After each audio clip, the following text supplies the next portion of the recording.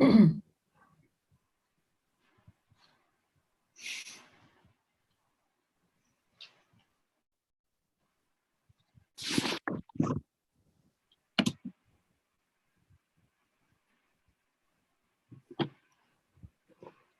Joe. We're live now, so we can start.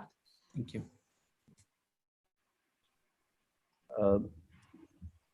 Greetings, friends. Good evening. This is a gathering in memory of, but also in celebration of our very dear friend Keshav Desiraju, who left us far, far, far too early. Let me begin with a small, actually a very big apology. There was a technical confusion yesterday. Many of you in very large numbers were online, and we very sincerely apologize for the confusion. Our only solace is that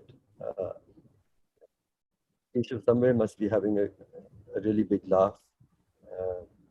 And in that spirit, we just decided to postpone by a day, and our fingers are crossed that everything will go well.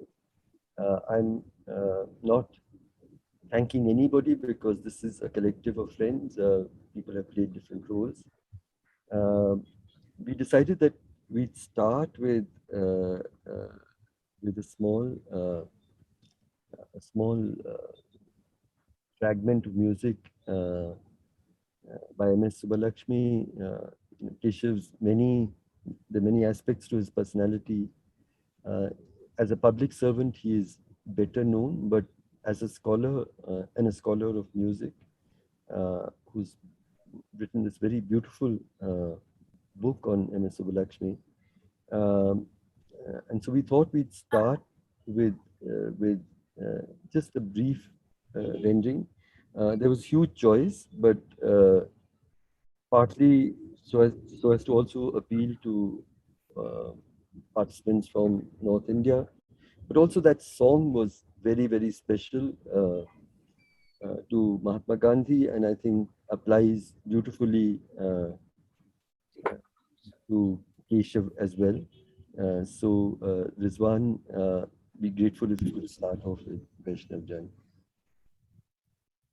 वैष्णव जन तो तेने कहिए जे पीड़ पराई जाने रे पर दुखे उपकार करे तो ये मन अभिमान न आने रे वैष्णव जन तो तेने कहिए पीड़ पराई जाने रे सकल लोक सहुने वंदे निंदा न करे के नीरे वाचकाठ मन निश्चल राखे धन धन जननी ते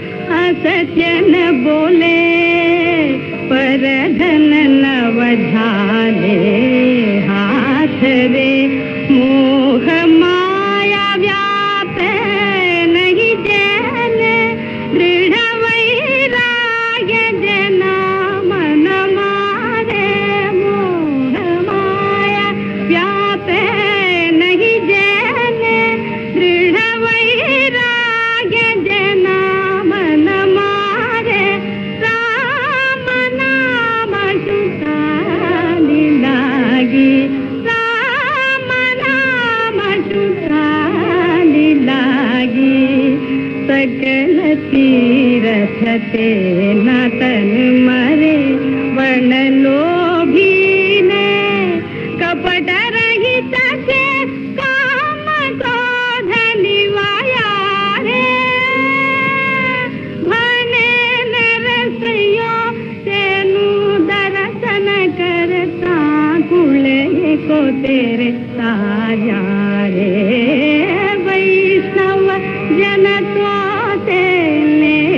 कहिए वैष्णव जन तो तेने कहिए वैष्णव जन तो तेने कहिए जे पीड़ पराही जाने।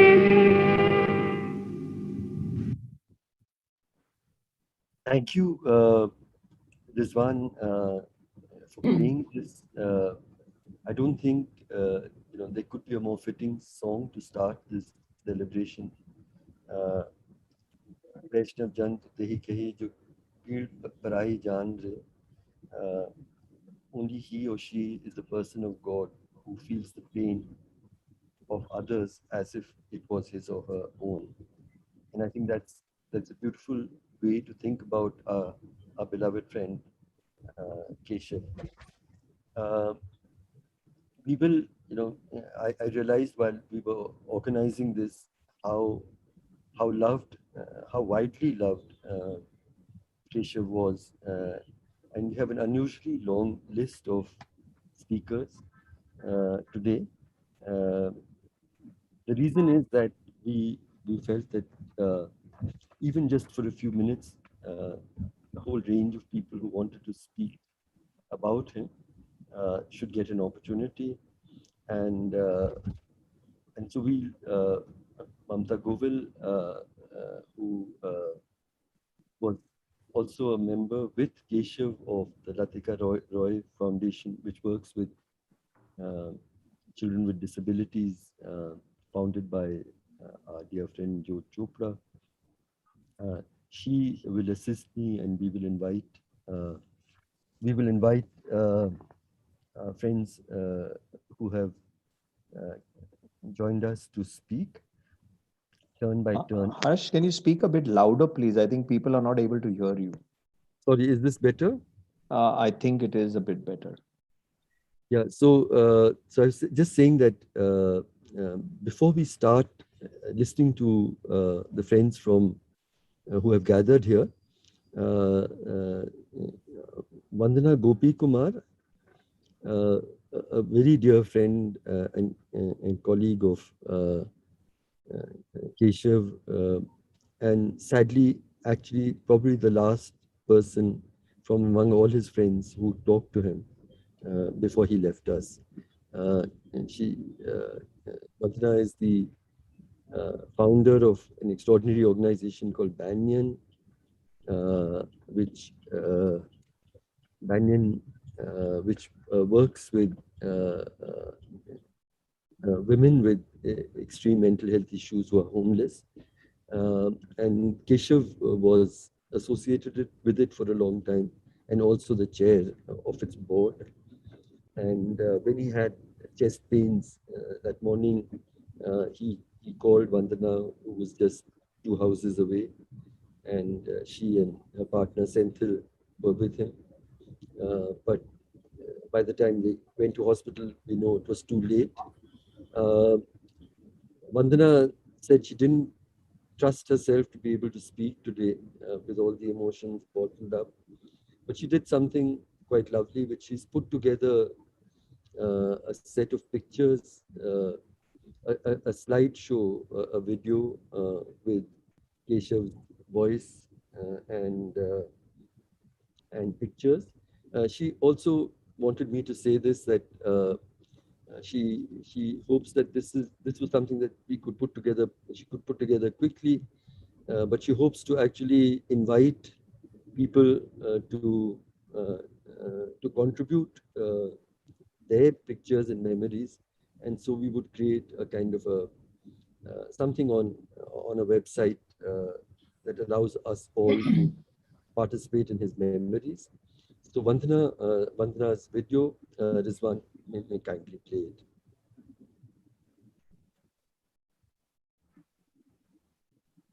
Thank you. Playing the video.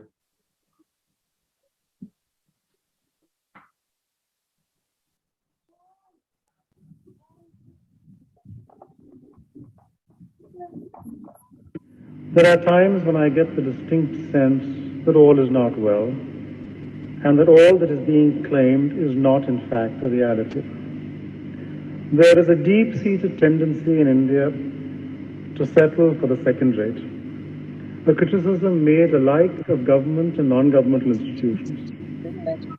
So while we must strive for excellence in what we do and establish a culture of devotion to duty, we must also guard against our acceptance of mediocrity.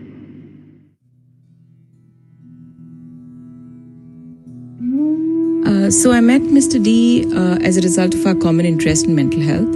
And soon after, the Government of India commissioned a team of 10 under the leadership of Mr. Desiraju to draft the first mental health policy for the country. Now, through this period, as much as he was advised by the collective wisdom of the team and by readings and evidence, equally he wanted to visit hospitals and felt the urge to visit homes of persons, particularly those disadvantaged, to understand the problems faced firsthand and the messiness, of course, of the real world. I think this informed the policy and created a robust document that would serve the person that it was intended to serve. Post his retirement, when he moved to Chennai, he joined the board of the Banyan Academy of Leadership. And in some ways it was meant to be, because it's really persons with mental health challenges, their caregivers, persons who experience health disparities, persons in socially disadvantaged positions that brought us together. In that sense, there was a common purpose, really, that established the connect.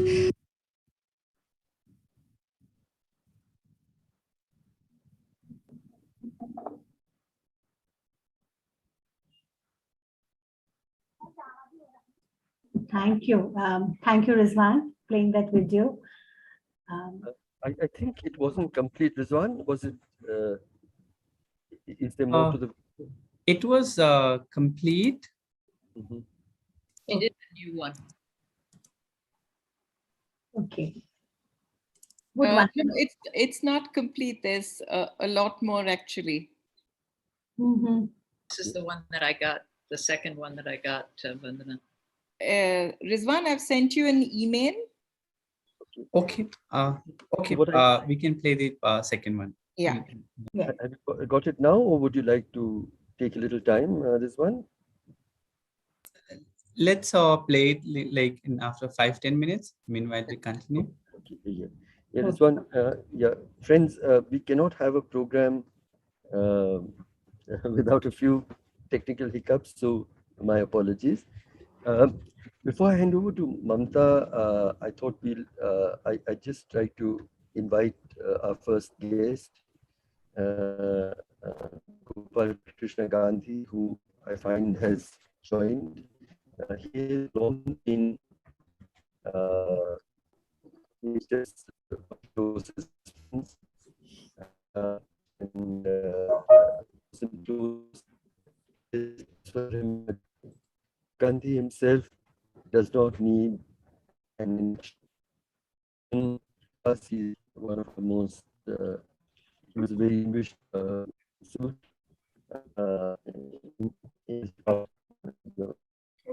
आवाज़ साफ नहीं आ रही. टुकड़े में. Yeah, it's not clear, the audio.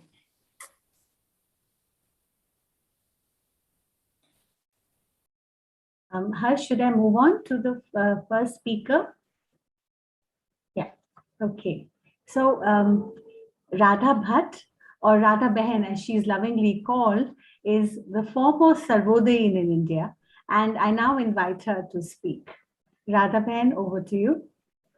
Yes. Namaskar. I will speak in Hindi. I know that Keshav Desiraju also like to speak in Hindi. और मुझे लगता है वो थे भी एक विशेष आदमी हमारे अल्मोड़ा जिले के. मैं अल्मोड़ा जिले से ही बोल रही हूँ. अल्मोड़ा जिले के जिलाधिकारी होते हुए वो एक विशेष व्यक्ति थे जो दो बातें सिद्ध करके गए. एक तो एक जिलाधिकारी किस तरह से आम लोगों के लिए काम कर सकता है, कैसे आम लोगों के बीच में रह सकता है और कैसे आम लोगों की भाषा बोल सकता है। मैंने पहली बार उनको देखा। मैं वास्तव में डीएम ऑफिस जाना चाहती थी, लेकिन हमारे मित्र अल्मोड़ा में ललित पांडे ने कहा नहीं नहीं, मैं उनको फोन करता हूँ, शायद वो इधर ही आ जाएं। और सही में 5 मिनट के अंदर केशव एक स्कूली बच्चे की तरह सीढ़ियां लांघते हुए कूद कूद करके पहुंच गए। मुझे बहुत आश्चर्य हुआ। डीएम, जिलाधिकारी, हमारे पहाड़ी इलाके में कहते हैं डीएम माने जिले का राजा, और ऐसा व्यक्ति एकदम एक स्कूली बच्चे की तरह दौड़ दौड़ के आया और इतने इनफॉर्मल वे में, इतने सहज ढंग से मुझे मिले। ऐसा लगा जैसे हम बहुत सालों से एक दूसरे को जानते हैं। ये एक शिफत है, एक योग्यता है, एक एबिलिटी है उस व्यक्ति की जो दूसरों में नहीं होती। उसी तरह से मुझे ये भी मालूम है कि उन्होंने सामान्य लोगों के लिए, आम जन के लिए, कॉमन पीपल के लिए क्या क्या किया। 2-3 बातें मैं कह सकती हूँ क्योंकि ज्यादा लंबा समय मैं नहीं लूंगी। एक बात है, एक बार एक बस एक्सीडेंट हो गया, जो आप लोग जानते हैं ना कि पहाड़ी प्रदेश में बहुत बार होता है। पहाड़ी सड़कें हैं, घुमावदार सड़कें हैं, उनमें बसें लुढ़क जाती हैं। तो एक बस लुढ़क गई और उसके लोग घायल हो गए। शायद कुछ लोगों का मृत्यु भी हो गई, कुछ हुआ। लेकिन कुछ घायलों को लेके एक समाज सेवक जो मुझे जानते थे, वो उनको एक बड़े अस्पताल के लिए ले जा रहे थे। उन्होंने मुझे फोन किया कि हमको वहां कौन जानेगा, हम गांव के लोग।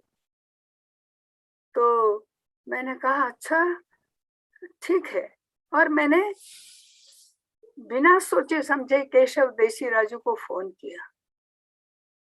केशव ने तुरंत कहा राधा बहन अब भी करता हूं। और वो जो हमारा समाज सेवक था वो बाद में मुझे बताता था कि वहां सारे डॉक्टर्स तैयार खड़े थे, घायलों के लिए बेड लगा हुआ था, सब साफ स्वच्छ बिल्कुल सुंदर, और वो सब अपने इक्विपमेंट्स को लेकर के बैठे हुए थे सारे डॉक्टर्स। और ऐसा लगता था किसी वीआईपी के लिए कोई इंतजाम है। ये किसने किया? एक कॉमन लोगों के लिए, पहाड़ के गरीब लोगों के लिए ऐसा काम कौन कर सकता है? केवल देसीराजू। तो मुझे लगता है ये उनकी सबसे बड़ी योग्यता भी है। और एक अधिकारी के रूप में, एक, अभी तो लोग प्रशासन कहते हैं, प्रशासक कहते हैं, पर मैं कहती हूँ एक लोक सेवक, एक सिविल सर्वेंट के लिए ये बहुत बड़ा उदाहरण है कि कैसा उसको होना चाहिए। एक और बात है, जब हम यहाँ लक्ष्मी आश्रम में हम एक जरा 6000 फीट की ऊंचाई पर रहते हैं और बिल्कुल नीचे से कोई वाहन नहीं आ सकता। जिसको आना है पैदल चल के आते हैं, चढ़ाई चढ़ के आते हैं। तो एक शाम थोड़ा अंधेरा होने वाला था, लेकिन उसके पहले एक नौजवान साधारण कपड़े पहन के हमारे मुख्य इमारत के पास आ गए और कहा कि राधा बहन कहाँ है?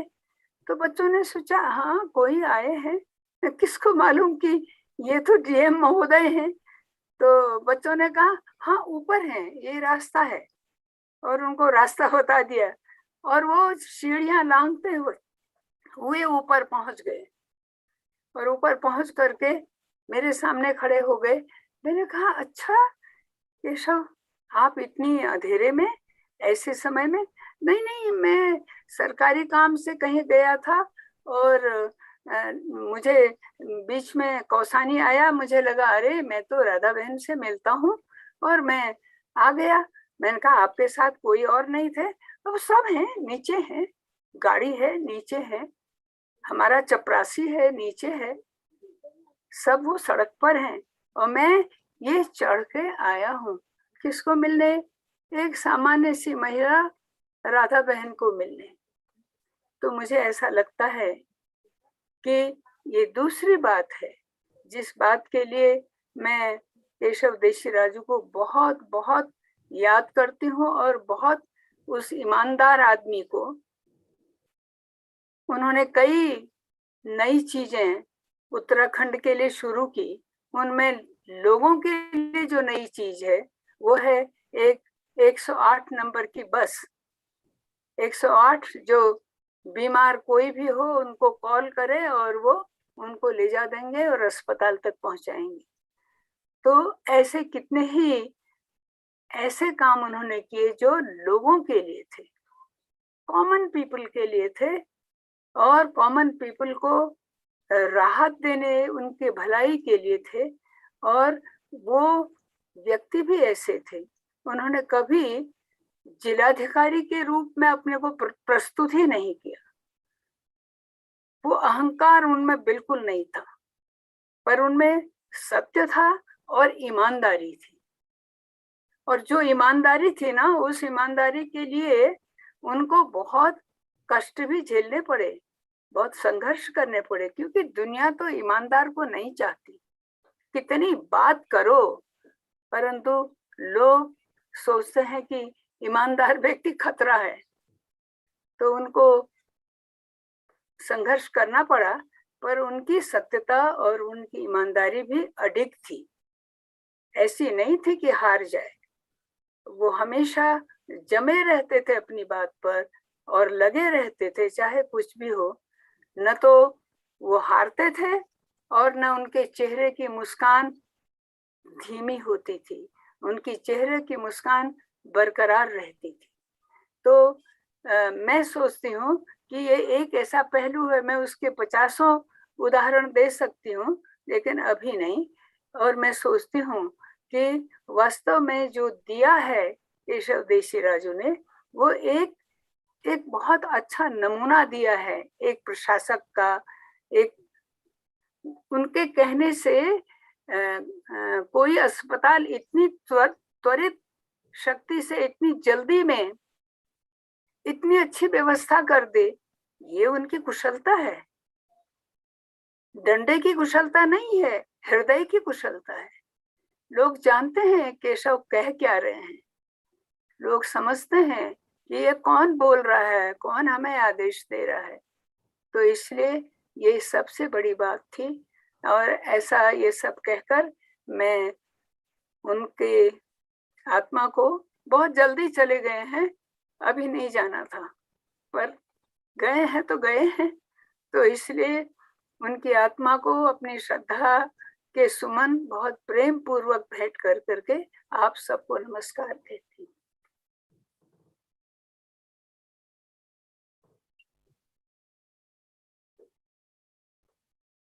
शुक्रिया राधा बहन जी, बहुत खूबसूरत तरीके से आपने केशव का व्यक्तित्व हमारे सामने रखा। मैं अब अनुरोध करूंगा कि I request Gopal Gandhi.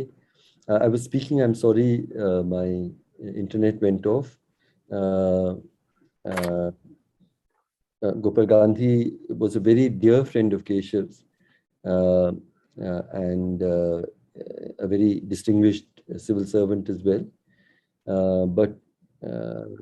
But apart from that, he, in his, in the life after the civil service, he also emerged as a leading statesperson of the country. We all value his words, his thoughts, his interventions. And I invite Gopal Gandhi to say a few words about Keshav.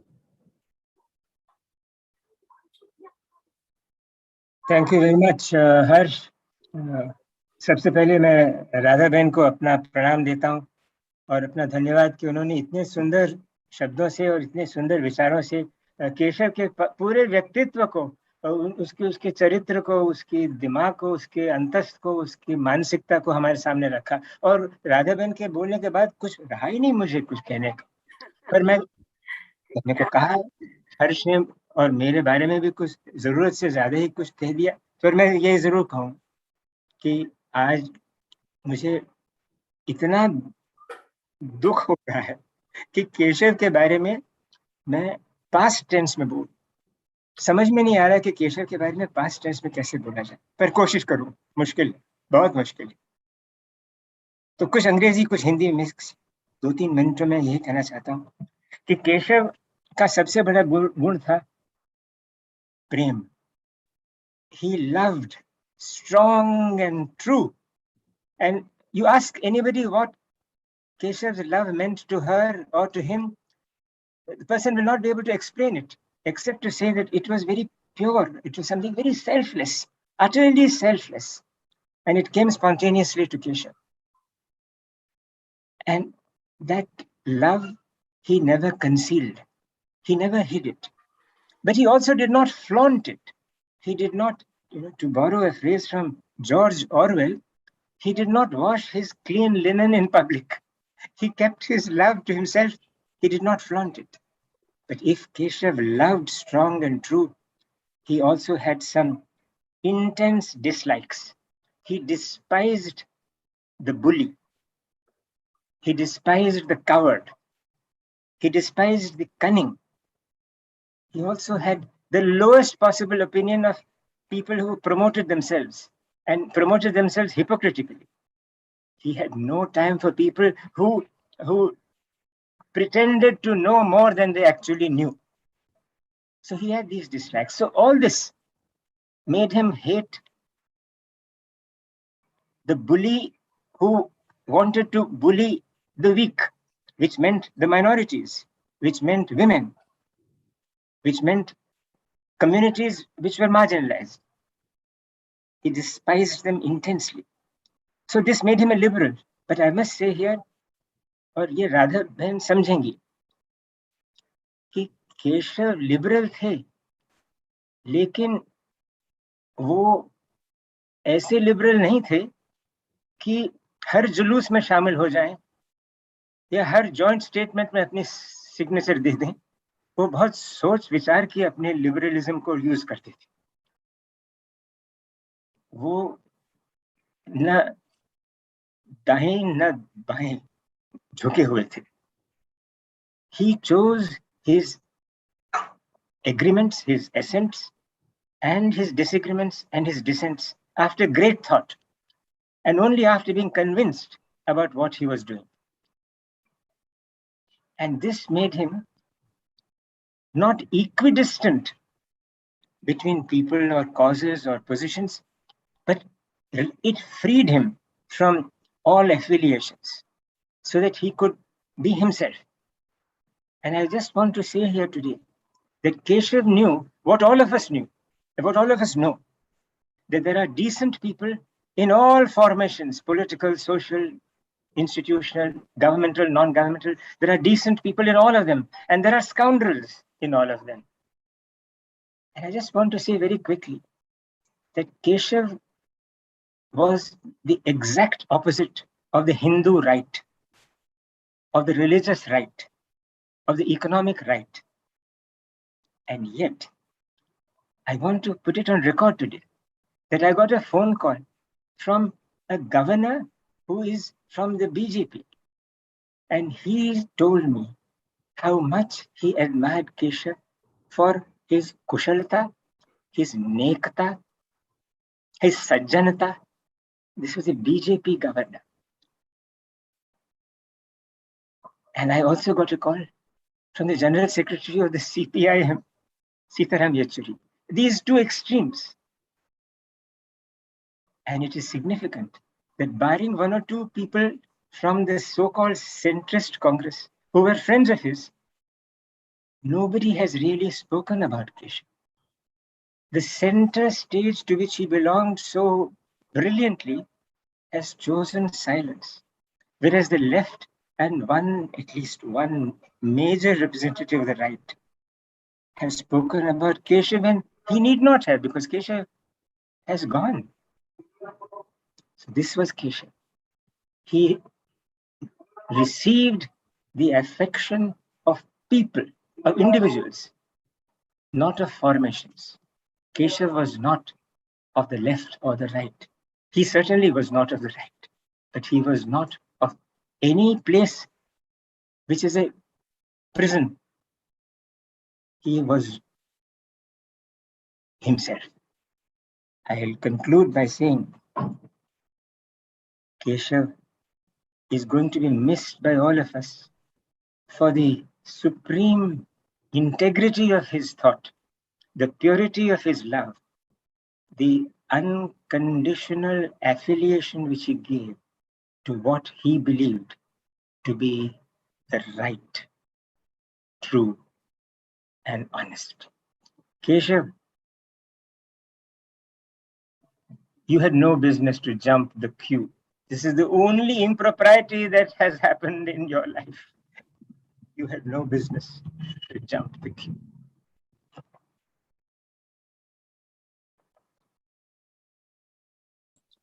Thank you so much, Gopal Gandhiji. Our next speaker is Dr. Yogesh Jain, who is a founding member of Jan Swasthya Sahyog in Chhattisgarh. JSS is the lifeline for Adivasis who figure at the bottom of most public health indices.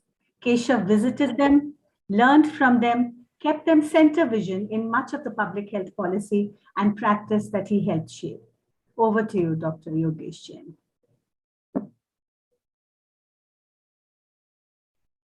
You are muted, Dr. Jain, please. Thank you. Thanks for having me. And I came to know Mr. Keshav Desiraju as the Health Secretary of India when in 2013, and he will be always a serf to me, not a friend I can call as Keshav, as most of you would do. Even though in our subsequent interactions he was very friendly. He called up one afternoon to say that he wanted to come and learn from our otherwise nondescript work in community health in rural Chhattisgarh. And this was for me most unusual. I had been interacting with several administrators and technical officers, but this was most unusual. He not only spent 2 full days with us, but later championed several ideas that we offered as solutions in rural health care for the marginalized over the years. He also used his position then to ensure that I and some other healthcare practitioners and activists could be included in the mission steering group of the National Health Mission, even though he knew that I had filed a public interest litigation against his own ministry at that point of time for pushing a particular vaccine and were not investigating the adverse events that were following it. And yet he chose to put his foot down and include us in the mission steering group. Later, he provided moral and intellectual support in my state of Chhattisgarh's quest to implement the universal health care, still a pipe dream for the country. And then when COVID wreaked havoc in our country beginning last year, he encouraged me to put together a repository of knowledge, a body of knowledge of building up memory against forgetfulness of how people who lived on the margins have suffered the pandemic. And this compilation that is called now COVID-19, A View from the Margins, has just gone to the publisher, hoping that it comes out in a couple of more months, for which he was writing the blurb, which he was to submit on the Monday after he passed. And that was not to be. We have decided to dedicate this book to him for being a champion of the people on the margins, especially when it came to health issues. And here I would like to reassure Mr. Desiraju, wherever his spirit is, that I have decided to take sides with the people, very definitely. And with all the work that I'll do and that I'll lead or be involved in, will be informed by that humanity that he has taught me. I'll miss him, and so will others. Thank you.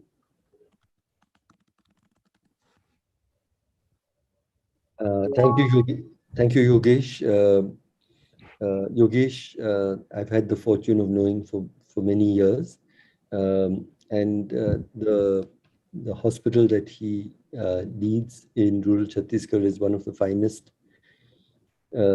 centers of community health that I've seen anywhere in the country, in the world. And I'm proud of the fact that Keshav spent time there and saw so much value in your work and learned from it for the sake of our country. I now invite Aruna Roy, another very dear friend of mine, but also of Keshav's. Aruna doesn't need an introduction. She's one of our most prominent leaders of the of civil society, of people's movements, and her work is pioneering with regard to particularly the right to information, but also the right to work and accountability in public service. Aruna, over to you. Thank you, Harsh. I found this evening very difficult, not because I have not thought of Keshav incessantly since he decided to quit life, but because I find it very difficult to talk about somebody who had so much to give and so much to still give us. But anyway, Keshav spoke truth to power, and he gathered many people like himself around him. I'm fortunate that I was one who knew him as a friend for over 4 decades and shared so much with him. I cannot tell you how infinitely grateful I am. Mahatma Gandhi said, and I quote him, that when I despair, I remember all through history, the way of truth and love have always won. There have been tyrants and murderers, and for a time they seem invincible, but in the end they always fall. Think of it, always. When I was thinking of Keshav, I felt that those of us who are gathered here today to celebrate Keshav's life will remember him for the sense of well-being that he brought to us when he was with us. To uphold the truth and love, to build a compassionate world of which Gandhiji talked about. This evening stands testimony, with so many of us gathered here to remember his generosity, his affection and concern for the poor, marginalized, and the needy. His modesty and sense of humor must have come together somewhere in the world of the spirits to watch us this evening. And I wonder if he's an amused and slightly embarrassed spectator from somewhere to all that we are saying about him today. And I'm sure he's smiling his inimitable smile to think of how absurd the whole evening may be to him. But I still feel that he left behind something extremely invaluable for me and for all of us. When someone leaves us permanently, as Keshav has, there's a silence that stretches into the horizon. But like all remarkable people, he has left us thoughts, institutions, processes that speak volumes. He's left a huge legacy. Significantly, the mental health program and policy that he left behind for us, but also for an immense offering for people on the margins for whom he always felt a great sympathy. He has also left us a book of gifted voice. I'll speak a little bit about my latest conversations with Keshav and his book, and about acclaiming MS's gifts. What happened to me and Keshav in the last couple of weeks of his life was discussions around the book. It must be very strange to all of you to know that we didn't talk about poverty, we didn't talk about my concern with increasing right-wing fascism, which obsesses me, but we talked about MS. I was immensely pleased when I was asked to review of Gifted Voice for the book review. I carried the book quite jealously because it was sent to me to my village, and the village post office quite characteristically lost it somewhere. And I had to delve deep to get the book, and I carried the book with me even to the hospital when Bunker and I were admitted with COVID. In the darkest period of that hospital stay, Keshav kept me company with his erudition, his love for detail, and for the music of a woman. He heard and celebrated so much. I also learned so much about the variety of music that was sung in those days, the politics of those days, and also heard echoes of what I'd heard from my family and friends when I was a young child. The book is a remarkable legacy. Keshav has in his extraordinary book left us such a fascinating story, not only of music, but of the politics of a woman who's struggling to get somewhere in the world of performance, of the other women like her who were with her, of the people who belonged to a community which had a stigma, how they got rid of the stigma, and yet it's a book about a musical genius embedded in cultural politics. I wanted to talk about this Keshav, whom I also didn't know that well.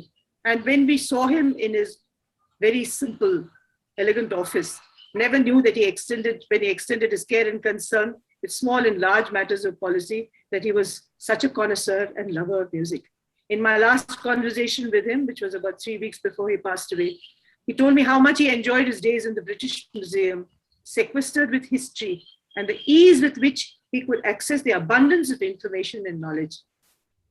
We are gathered here today to break the silence that he has left behind. He came visiting us in our villages.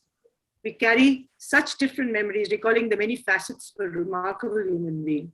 In speaking of Keshav, who was, we seek to reinforce his values and his goodness to a social fabric. This is an urgent need for it today. As a compassionate human being, a civil servant who stretched limits for people's entitlements and sentiments, a friend, a cultured human being in the best definition of the term, he's left us memories. I cherish those memories. I miss him dreadfully. I will miss him even more. For it is his quality that is so missing in public life today. The quality of concern, the quality of compassion, the quality of tolerance, and the ability to smile. All of us in our little ways will take Keshav's gifted legacy further. And that's all we can tell him today. Left us as he has, bereft and completely untimely exit that Gopal spoke so fluently about, that we have left with memories and sharing. And I'm so glad that we've all come together today to share what we think of him and share the best that was there in a world that he has left behind for us. Thank you so much, Arunaji. Our next speaker is Shri Anup Padwan. He's an IS officer in the Uttarakhand cadre who retired as the Commerce Secretary, Government of India. Shri Anup Padwan. Oh, thank you so much. I was singularly fortunate to have had Sir, as I called Keshav, as a close and caring friend from the day I joined the academy in Missouri in August '85, where he was on the faculty. Then, of course, I got allotted UP cadre, and he was my counselor, and we went on to serve together in UP and then Uttarakhand when the state got created. And he watched over me like an affectionate elder brother over my entire 36-year stint in the government, which ended 2 months back. So he watched over me my entire career in government. And this was not just my good fortune, but that of so many others who passed through his hands in Missouri. And each of them was special to him. As Mr. Gopal Gandhi said, his love for each of us was special. And each of us would have liked to believe, and we did believe, that we were in particular the most special to him. And that was the undivided care and attention that he gave to each of us. And that was his special quality. For you felt that you were the only one on whom his entire energies were concentrated when you were with him. And he knew everyone in the batch by name. 160 officers, at least in my batch, he knew them by name. And he remembered these names over the entire 40 years. Even till recently, we'd have a conversation, some person would come up in the conversation, and if he failed to recall a name, it would irritate him till he got it, and he would always recall the name. That was one of his most remarkable qualities, a personal attachment, which extended to all these aspects. And I've often wondered if he had not come into my life as a role model from the day I began government service, whether the options we chose, whether the path we adopted, whether the principles and practices we adopted as civil servants would have been different.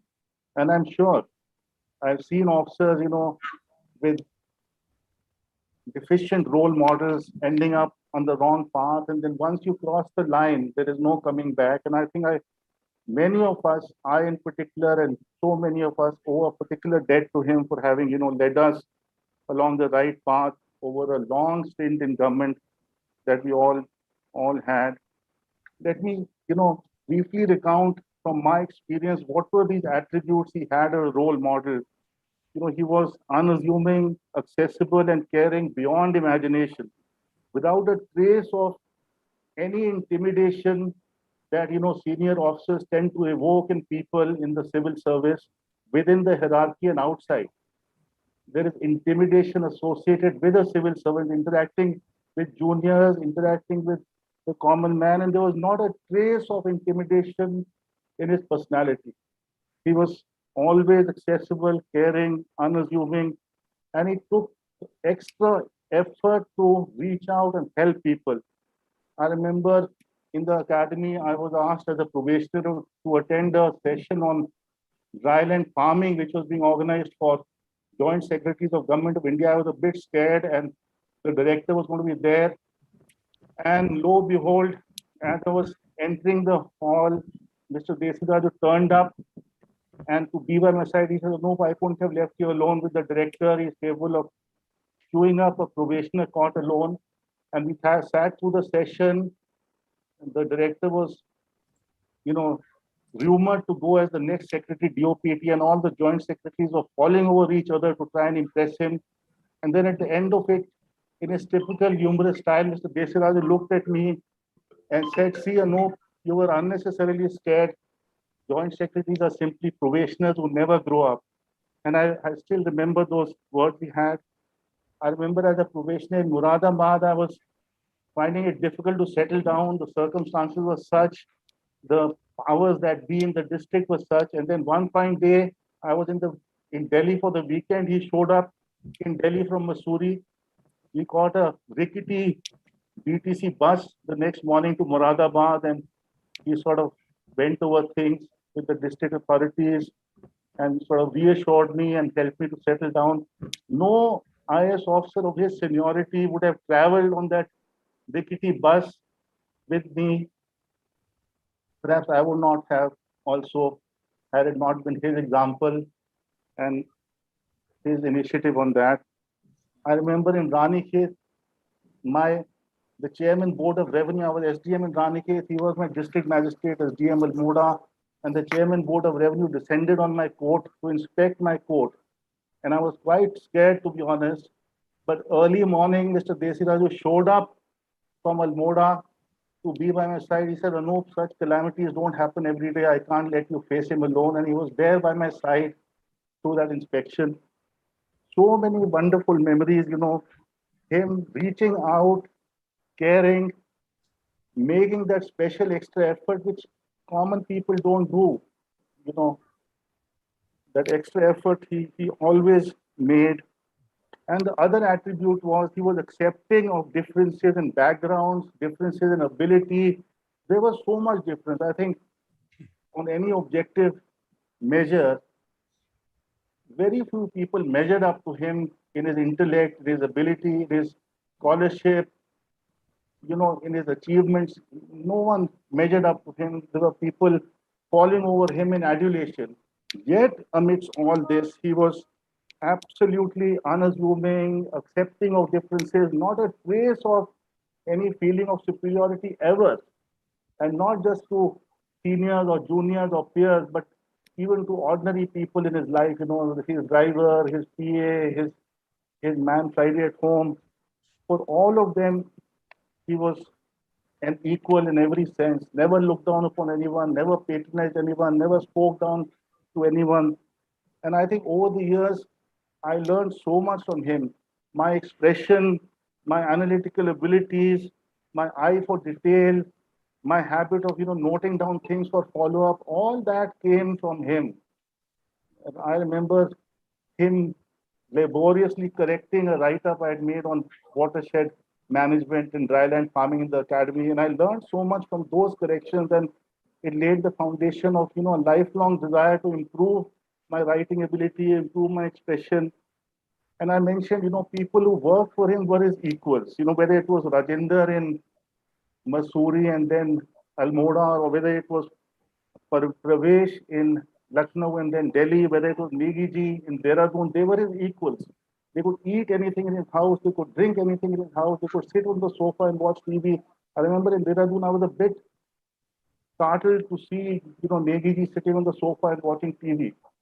And I learned so much from that, and many of us who think we are, we have a social conscience and we are evolved socially, we instinctively look down upon people whom we instinctively place as socially inferior to us, our drivers, people who work for us, but not a trace of that in him ever. And you see, he was a brilliant administrator, excellent memory, eye for detail. He would note down important things he had to pursue and follow up. Correspondence never went unanswered. He would make sure all correspondence would be answered, emails would be responded to. Tremendous ability. And people would often ask me that how can he be an effective administrator? He doesn't shout on anyone, he doesn't wield the stick.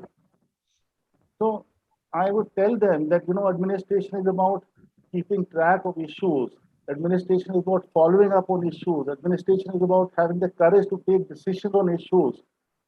Administration is about empathy for people. I remember, as SDM in Ranikhet, I dismissed one Lekpal. There were some charges against him, and I, as a young, over-enthusiastic SDM, I dismissed him.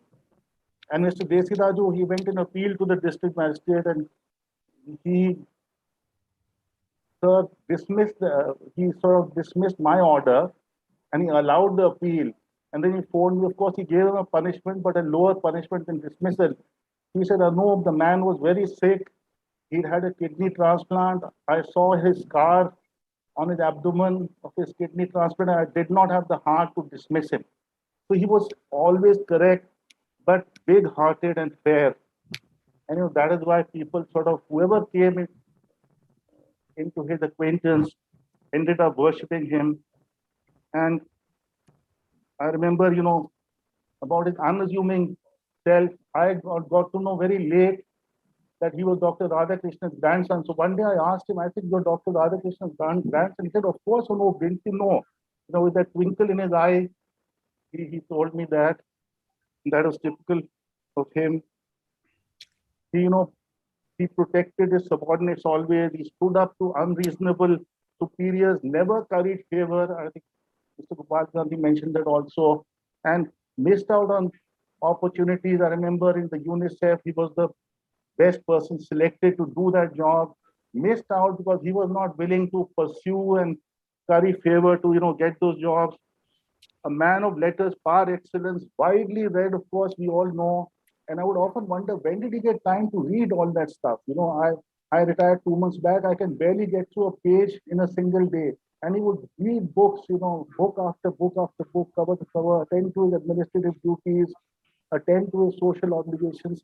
I could not understand how he got the time to do all these things. He was a connoisseur of literature, art, music. It became so apparent to me over these years, and of course, he's well known for that. And a gourmet and a chef par excellence. I will remember the spring onion soup I had in Almora in his house. I will remember the orange cakes he made. A completely, well-rounded, complete personality. He had so many facets. And as was just mentioned, secular and inclusive to the core. He understood that our patriotism lay in protecting the rich and diverse social fabric that we have. He understood that, and he was a patriot in that sense, that nothing should be done that disrupts and weakens the inclusive, rich, and strong social fabric we've had for centuries, and we tried to build painstakingly after independence. That was all something he prioritized and emphasized immensely. I had his blessings for these 36 years of my service. Even in my last tenure, before I superannuated, I was under tremendous stress, and my wife Anjali one day just picked up the phone and called him that I've never seen Anup so stressed out and so worried. And they had a chat about me without my knowing. Anjali told me this the other day after he passed away. And he said, "Don't worry, Anjali, this is just Anup being Anup in some ways, and he'll be fine."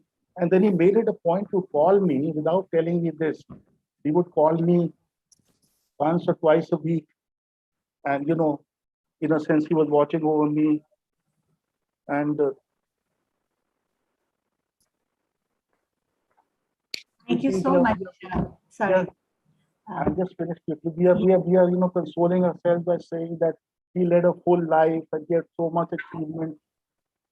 And his life was replete with so many successes and achievements. We are consoling ourselves with that. In a sense, it would have been difficult to outdo what he did. Yet he had so much more to live for. He had settled down in that apartment which he had come to love. I think many more books and much more scholarship was in the offing. And I in particular, feel very unfulfilled and regretful. We had so much more to imbibe from him, to get from him. I'm being selfish in this belief. And he had so much more to give to all the people in his life. And I'm regretful that these last 2 years with COVID, when he couldn't visit Delhi that frequently, otherwise we'd always meet when he was in Delhi. I didn't, find the time to call him more often, to talk to him more often. I'll be regretful of that. But my only consolation is that he'll be there watching over us wherever he is. I'm sure he'll be there in our thoughts. His example will be there for us forever in the future. And I think he'll live in my heart and mind forever. So rest in peace, Keshav. We'll miss you. Thank you.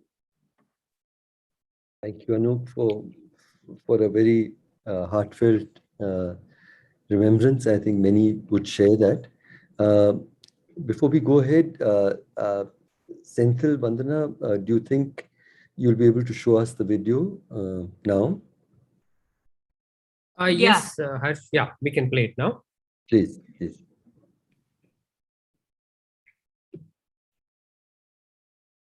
There are times when I get the distinct sense that all is not well, and that all that is being claimed is not in fact a reality. There is a deep-seated tendency in India to settle for the second rate, a criticism made alike of government and non-governmental institutions. So while we must strive for excellence in what we do and establish a culture of devotion to duty, we must also guard against our acceptance of mediocrity.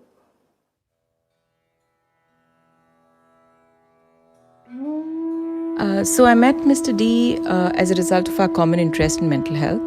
And soon after, the Government of India commissioned a team of 10 under the leadership of Mr. Desiraju to draft the first mental health policy for the country. Now, through this period, as much as he was advised by the collective wisdom of the team and by readings and evidence, equally he wanted to visit hospitals and felt the urge to visit homes of persons, particularly those disadvantaged, to understand the problems faced firsthand and the messiness, of course, of the real world. I think this informed the policy and created a robust document that would serve the person that it was intended to serve. Post his retirement, when he moved to Chennai, he joined the board of the Banyan Academy of Leadership. And in some ways it was meant to be, because it's really persons with mental health challenges, their caregivers, persons who experience health disparities, persons in socially disadvantaged positions that brought us together. In that sense, there was a common purpose, really, that established the connect.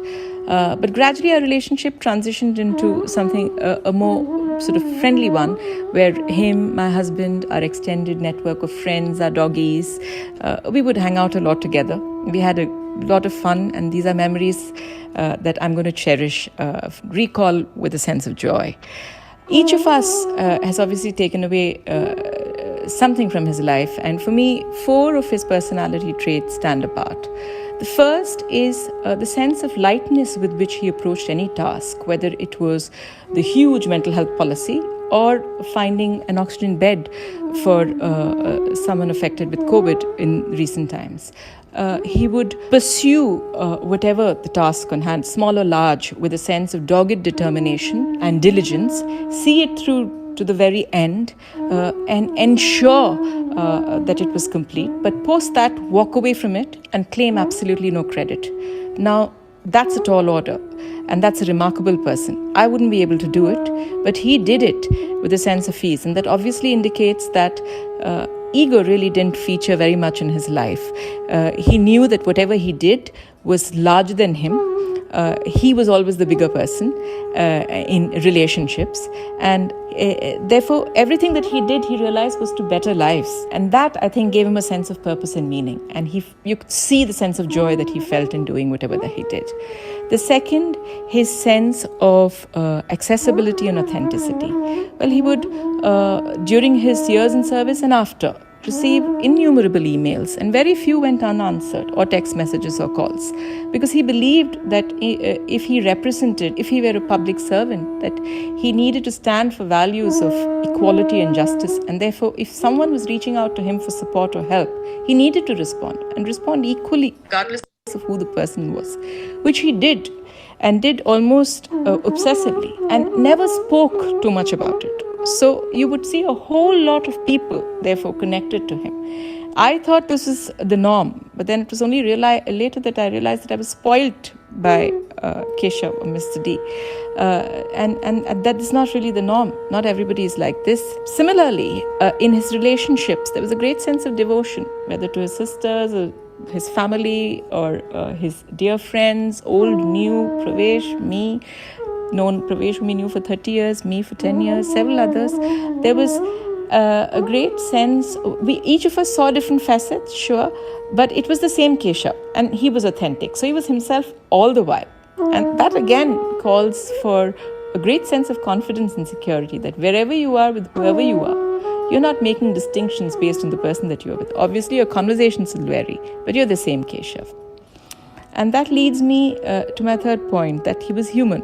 So as much as we exchanged insights on issues of national importance or significance, there were several things that bothered us about going-ons in our country and in the mental health space or in public health. And as much as we spoke about that, equally our conversations would never really end without some exchange of snarky remarks. And as much as I enjoyed the other conversations, this part was truly special, and I'm really going to miss this. And remember, there's not an ounce, as much as an ounce of malice, but the mischievous glint, the little pout, and that exchange, that just did it all. And finally, just the sense of devotion with which he cared for his friends, his loved ones, that we could rely on him and know that he was around and know that he would always be there, despite arguments, despite debates, and stand firm in your support and advise you on what was good for you and help you move forward in your journey of life. So for all of this and more, thank you, Mr. D, for the rich legacy that you left behind, for the person that you were in the short period of time that I enjoyed, but the deep relationship and the deep insights into your personality that I had access to, and the many learnings as a result. Thanks very much. We're all going to deeply miss you, but we will celebrate your life. And remember, most of all, to be human.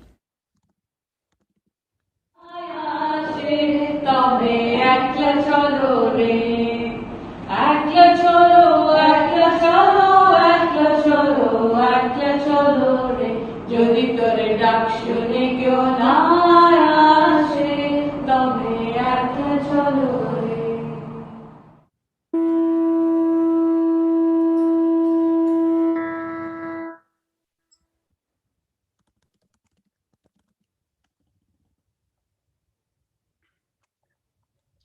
Thank you so much, Vandana, for putting that together. It filled up all our hearts, and we could spot many of Keshav's friends who are going to speak today. But remembering his qualities and above all his humanity, I think was wonderful.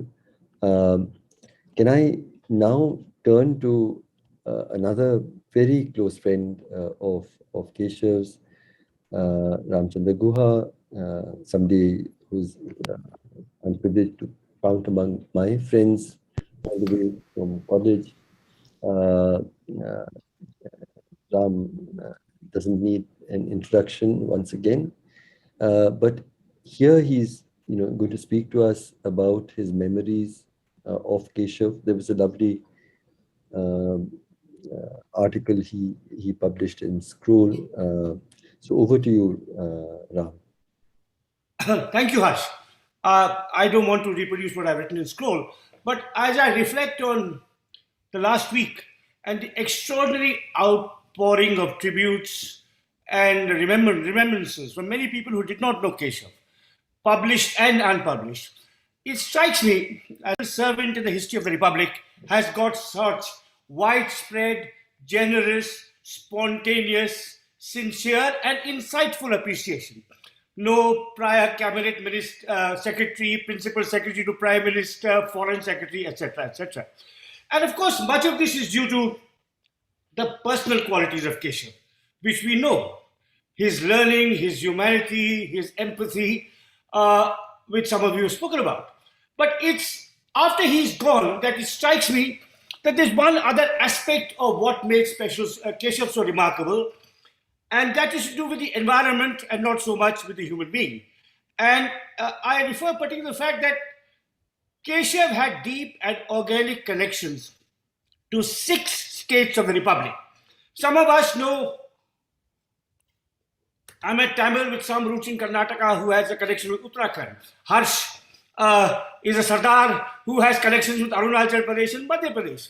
Aruna is a Tamil from Delhi who has spent all her life working for the people of Rajasthan. Many of us here have connections with 2 or 3 states. But Keshav had deep and organic connections with 6 states.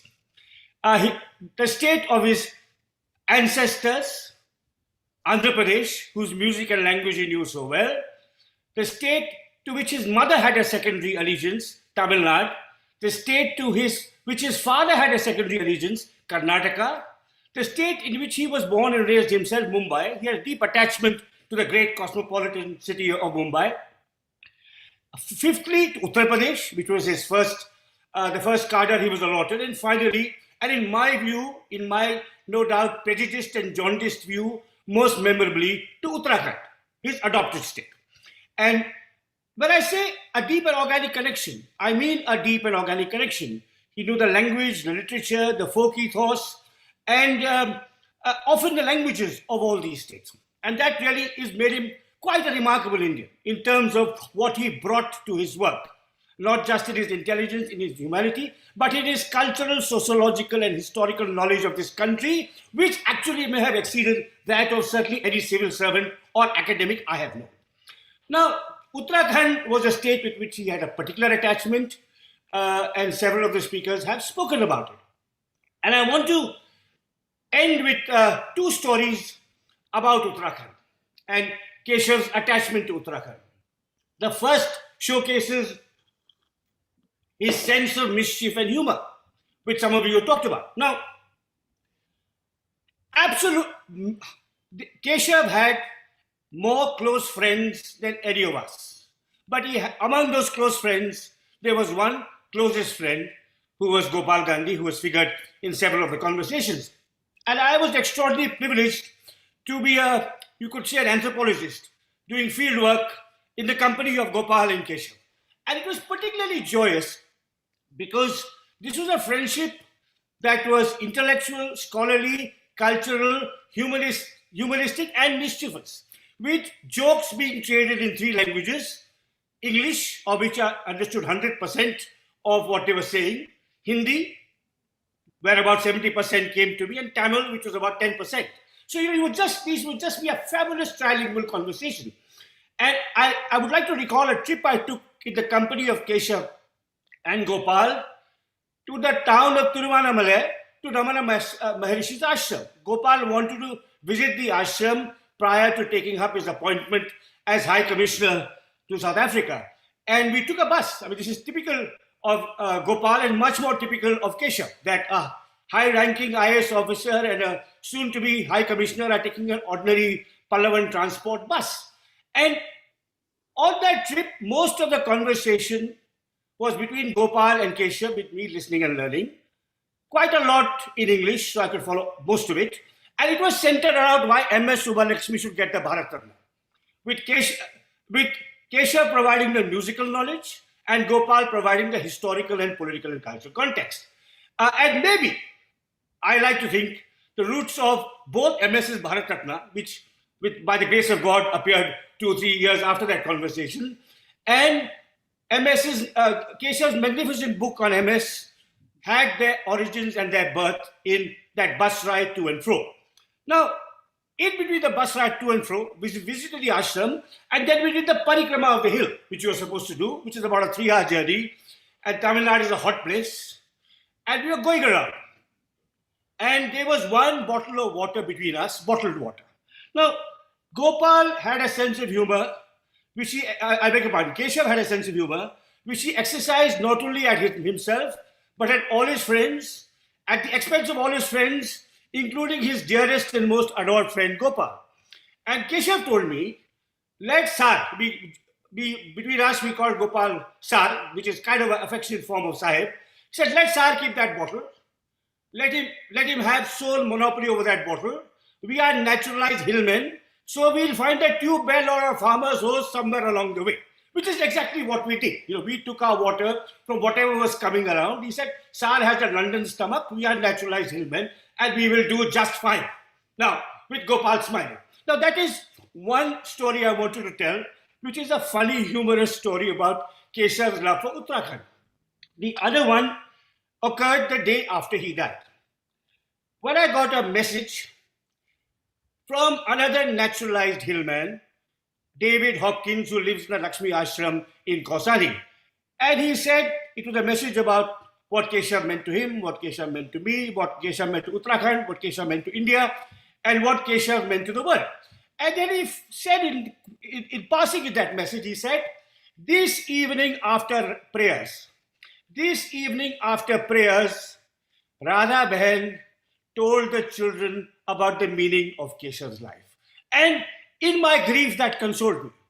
That someone more than 20 years older than Keshav, whom Keshav revered, was telling little children in Uttarakhand the meaning of Keshav's life. And that is how he will live in the lives of the people of Uttarakhand, all the 6 states he knew, and of course, in the world of music and culture and beyond. Thank you. Thank you, Mr. Guha. That is truly how he will live.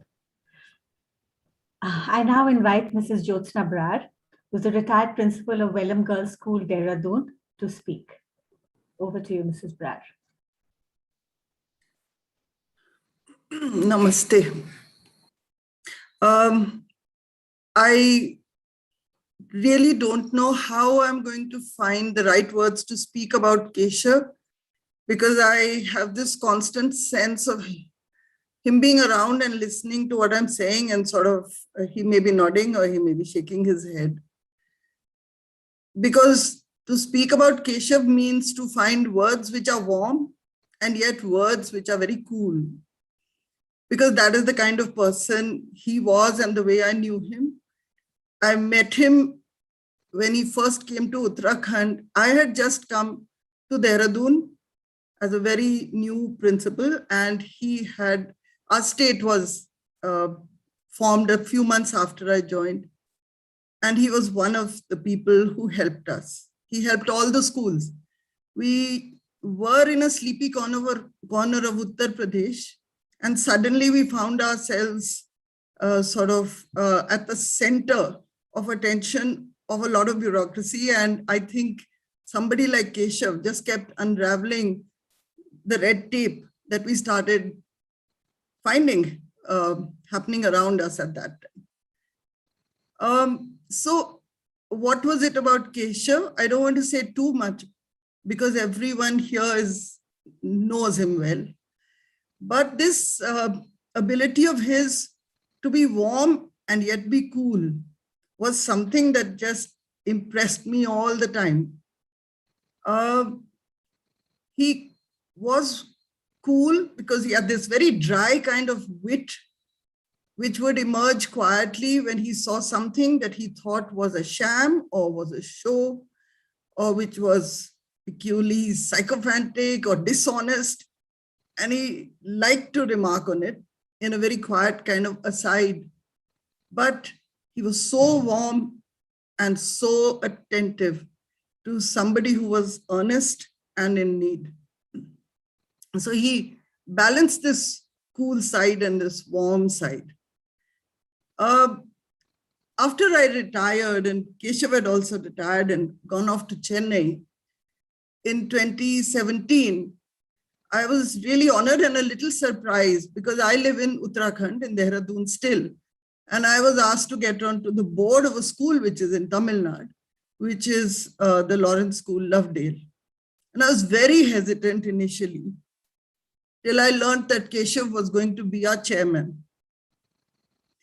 So that was a very big attraction. And I rang him up and I said, do you think it's okay? And he said, yes, yes, come along. We do so much for people on the fringes, but there are a lot of children out there in the center. And we can do something in an educational institution. So I know you live far away, but let's get at it. So I agreed.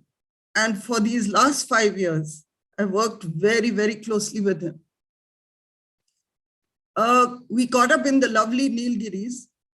And the first thing I realized was that whenever we went to school, and it's a huge school with a very large campus, one needed to take along walking shoes because Keshav would walk it in the Nilgiri rains and in the Nilgiri mud, and we just tracked along behind him. He met every member of the school community, and in Lovedale, everyone lives on campus, from the senior most to the junior most, because it's away from everyone else. He and I were the only two who were not ex-students of the school. But I realized that very soon he wanted to get into the spirit of things.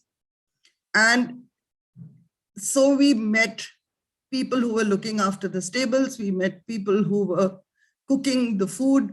And in typical Keshav style, we got to know everybody. I cannot speak Tamil, but he was fluent in all 3 languages, 4 languages, and it was wonderful going around with him. That initial year was a bit rocky, and he did something a little clever. He gave me some of the uncomfortable work to do, particularly talking to some people. And then I'd grumble to him, and he was such a marvelous chairman that he'd allow me the grumbles and yet make me do the work. One day when I was grumbling a little more than usual and saying, you're loading me with tasks that I'm not looking forward to, he said in Keshav style, he said, you know, Jyotsna, when I came onto this board, I thought I would make an annual visit to the school, sit on a distant stage, smiling vaguely at a sea of faces of parents and so on, and just waving a hand. And he knew, and I knew, that the truth was very, very different. He was actually getting into the nitty-gritty of things. He read every document. He remembered every detail, every name, every figure, all the data. He talked to every child. He was very concerned about children who needed special attention. He was very concerned about teachers who needed special attention and support. So that was a great agenda for us to work on. And then I realized he never imposes, he never interferes, but nothing passes him. And that he will never, never let an incorrect decision be made or something unfair happen. So the first thing he did, of course, was make a bursary fund so that we could finance children who couldn't afford a public school education so that we could support them there. And he made it possible in 6 months. He made sure that he answered every mail. One day, jokingly, I told him, I said, as chairman, you are getting some anonymous letters, Keshav, how are you going to answer them? So he says, if I got an inkling, I would answer them for sure, because that's the right thing to do. And that was the Keshav who was such a joy to work with. I remember Keshav as a person whose values came through to me in the asides, in the quiet little asides. One day we walked into a room where the senior management had laid out long tables and filled them up with miles of files to impress him with the amount of paperwork that they had done. So we walk in and he says, oh dear, how much of the local forest do you think that is? And he was very concerned about the wildlife of the Nilgiris, about the wild grasslands. And those were projects that we could, share an interest in and do something about. And the school was wonderful in, taking all this on. And we got a great response. It was very sad when all the children just had to go home. And in a way, for almost 2 years now, the campuses have not had children. And the state of Tamil Nadu had now given permission for the children to come back. And he rang me up just a couple of days before Teachers' Day. And we were planning to have all the children starting to come back now. It was a terrible Teachers' Day. I sent him a message early in the morning saying, you've got a special connect. I did not realize it was just a message which was about 15 minutes too late.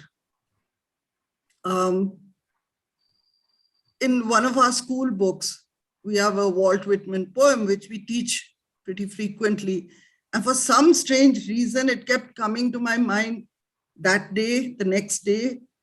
And the poem, of course, is, Oh, Captain, my Captain. And I kept feeling that just when we were looking forward to emerging on the other side of the lockdown, and all our children were going to be coming back, and our teachers were going to be coming back, our captain lay on the deck. And I would like to place here today my personal prayer for a friend of 21 years, and on behalf of all of us who he led in his inimitable way, I propose a vote of thanks to our chair, Keshav Desiraju.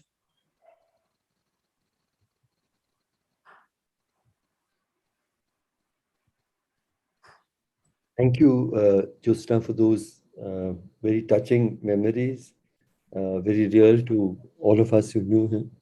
I now call upon another friend, Niranjan Pant, a very civil servant of enormous integrity and very strong secular beliefs. He's also a resident of Uttarakhand, Niranjan Pant. He was worried about his connectivity, so I hope, Niranjan, you can speak. Thanks, Harsh. Harsh, I have the oblique privilege of speaking from Keshav's house in Podhar, in Uttarakhand Hills, where I have been staying for a while. He was supposed to come here during these days. His spirit remains in the beautiful house and in the neighborhood, where village people are equally dismayed at his passing despite his very infrequent visits lately. Fond respect for him in this hinterland has to be seen to be busy.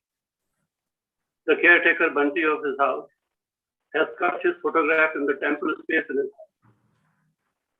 He needed much persuading to have meals on the 5th and the 6th September. A journalist friend, Om Thanvi, has put together a commemorative volume on noted Hindi writer Ajay called Apne Apne Ajay, taking a cue from Letters' novel titled Apne Apne Ajnabi. In that novel, the writer has explored the theme of existentialism and has exemplified it by the desire of the protagonist to achieve death at will. After reading many soulful obits from Keshav and participating in a few commemorative virtual meetings within a week of his passing on, I wish we could put together a similar volume called Apna Apna Keshav. And as Mr. Gopal Gandhi said yesterday, each loving version of Keshav would be full in itself and would not be in conflict with the other. When I met Keshav after a gap of many years in Delhi, it was as if there was no time gap. He had the gift of being very intense without being effusive. Everyone has his Keshav tale. There are two which I would like to tell. In one of his earlier offices, there used to be a photograph of Gandhiji from his personal collection and not the Sarkari standard issue.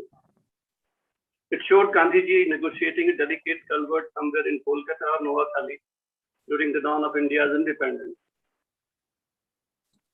Even as the rest of the leadership was engaged in celebration, the picture defined Keshav, shunning the limelight, engaging with the essence.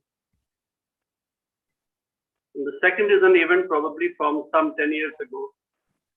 There was a book release come lecture of probably one of his closest friends whom we heard just now, Ram Gohar, at Stein Auditorium in Habitat Center, Delhi. The hall was almost full and there was a long queue of people waiting to get in as I reached. Even as I was thinking of locating some contact, to be able to get him, I saw Keshav quietly waiting his turn at the second of the queue. It made me feel small and good at the same time. And that is Keshav for you. Enriching your life without ever demeaning you. I am happy about the UPSC accident which joined me with Keshav. Like all of us here, I too celebrate being part of his acquaintance circle, which he enriched by just being there. Only yesterday, I chanced upon a 3-line couplet of late Pakistani poet Himayat Ali. It goes as follows. मरना है तो दुनिया में तमाशा कोई कर जा, जीना है तो गोशाए तन्हाई में दिल मानी की तरह लफ्ज के सीने में उतर जाए. Roughly translated, it says, go with some fanfare if you must die, but if you live, get immersed in life, even in the niche of your solitude, as the meaning imbue themselves into the world. Keshav's well-lived life, lived however privately, probably gives meaning to life in general. And as Seema Chishti said yesterday, it is capable of penetrating the shield of what one had been thinking as greater grief. That's all I have to say. Thanks. Thank you very much, Mr. Pant. Next, we have Ms. Vinnie Mahajan. She's the Chief Secretary of Punjab.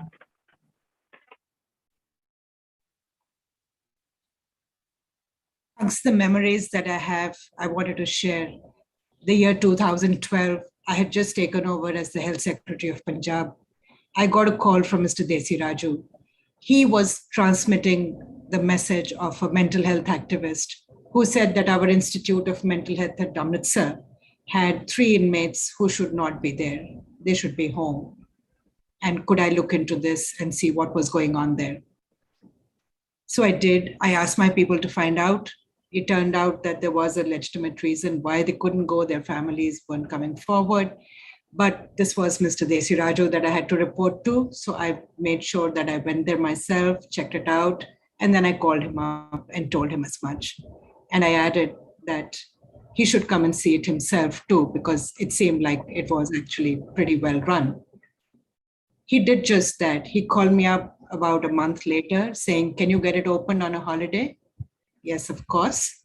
He came, he spent time. The only thing he did was to fly into Amritsar from Delhi, go to the Institute of Mental Health, meet all the inmates, and came up with suggestions that showed what a deep understanding and also what a deep sensitivity he had. That was absolutely eye-opening. But then he also was generous enough to say, you're right, this is doing well. Went back, made sure that there was a decent supplemental grant made available to that. And I think there were so many things that one picked up in the course of this little episode. People found it so easy, civil society, other activists found it so easy to reach out to him because he took everything as seriously as it needed to be taken, made sure he reached out. And of course, all the IS officers of a certain seniority were totally his fans, all of us who knew him from the time when we joined the training academy at Missouri. And he reached out. He made sure that the issue was addressed to the fullest, not in a superficial manner. And generous, teaching still, even so many years after we had graduated from the academy. So many other memories, but I will not go into them. I just want to say, there is still hope for this country and for the world when we have people like him.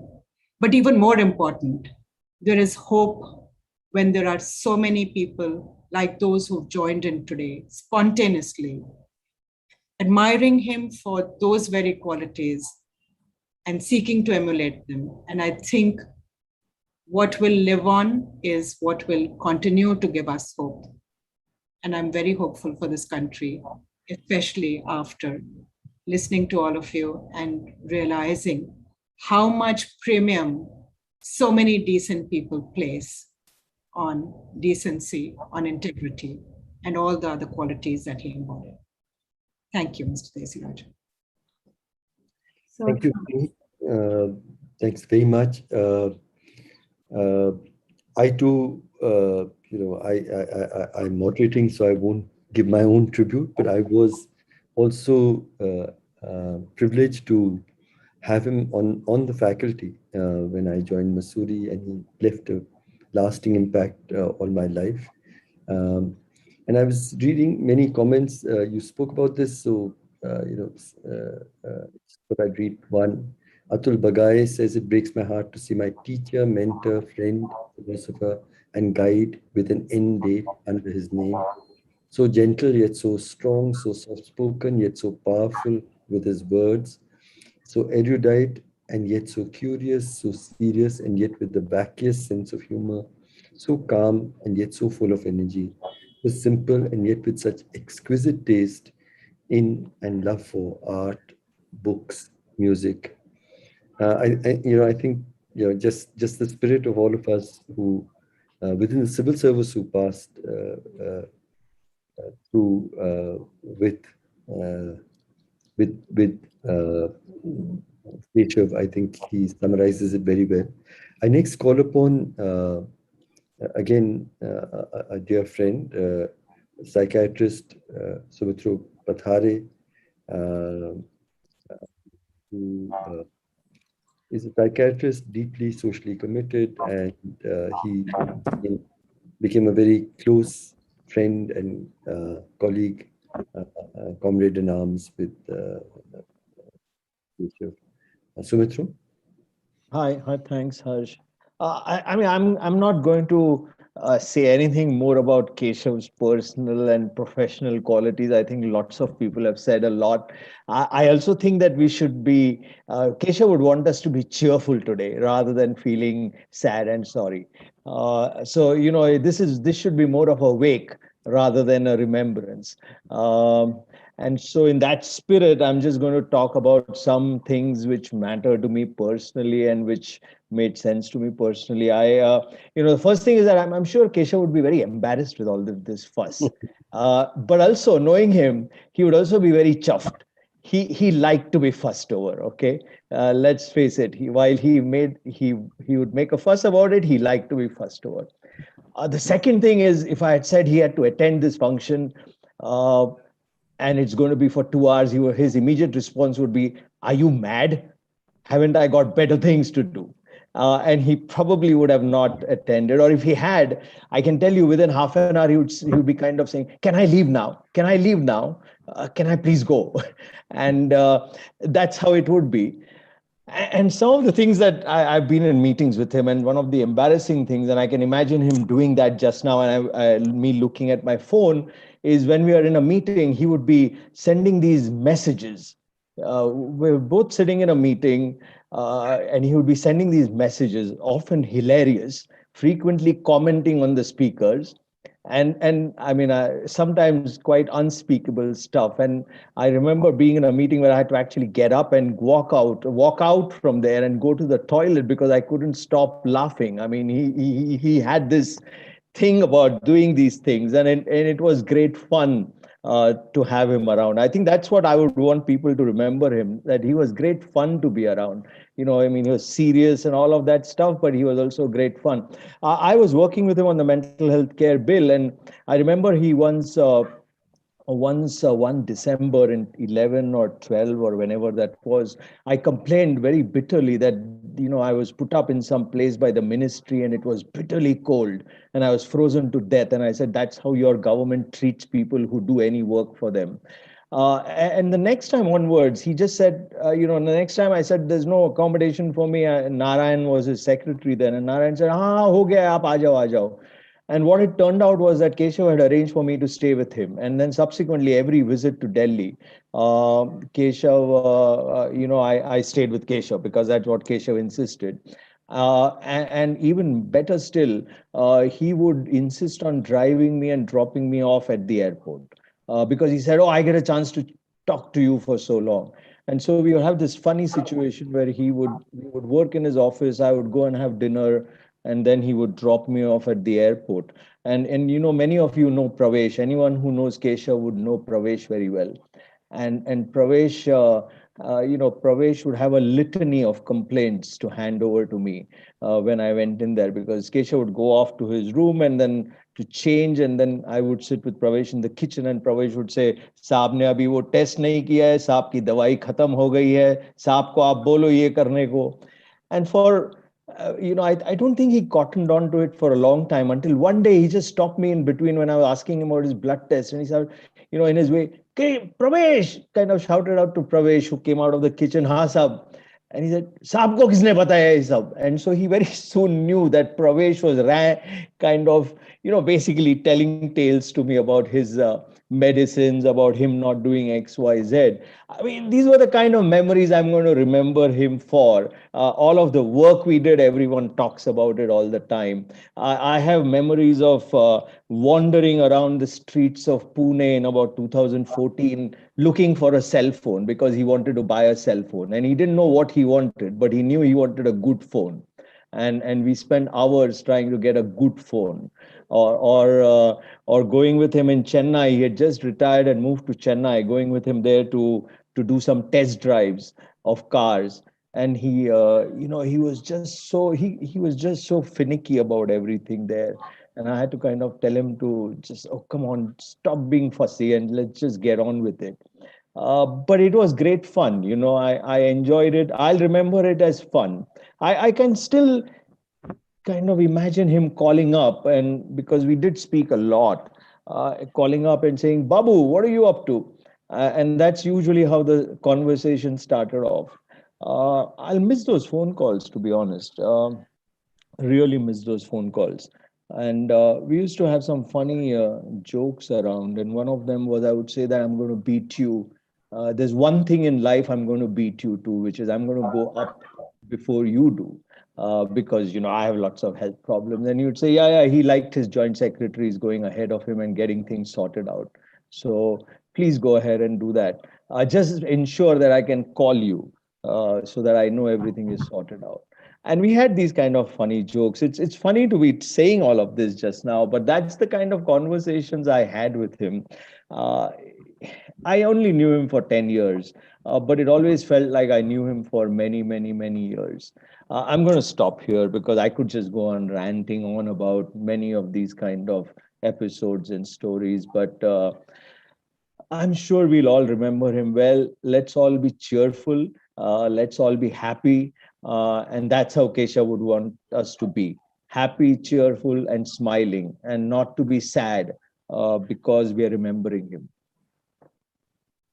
Thank you so much, Dr. Patharia, for sharing those warm and personal memories with us. Next, we have Dr. Shubha Nagesh. She's a physician specializing in public health and disability, head of research at Latika Roy Foundation, Dehradun. Over to you, Dr. Shubha. Thank you, Mamta. Namaste. I met Sir a decade ago when I was just commencing my public health career in Dehradun, Uttarakhand. And he heard me like what I had to say was the most pressing problem for the future of public health. I was nothing but a young doctor with dreams, and he was the health secretary for the state. And yet he took time to hear me. And I think this is what set him apart: his willingness to listen to people. He heard people who were trying to change things for the better. And like me, he must have inspired, championed, and cheered on so many public health professionals across this country.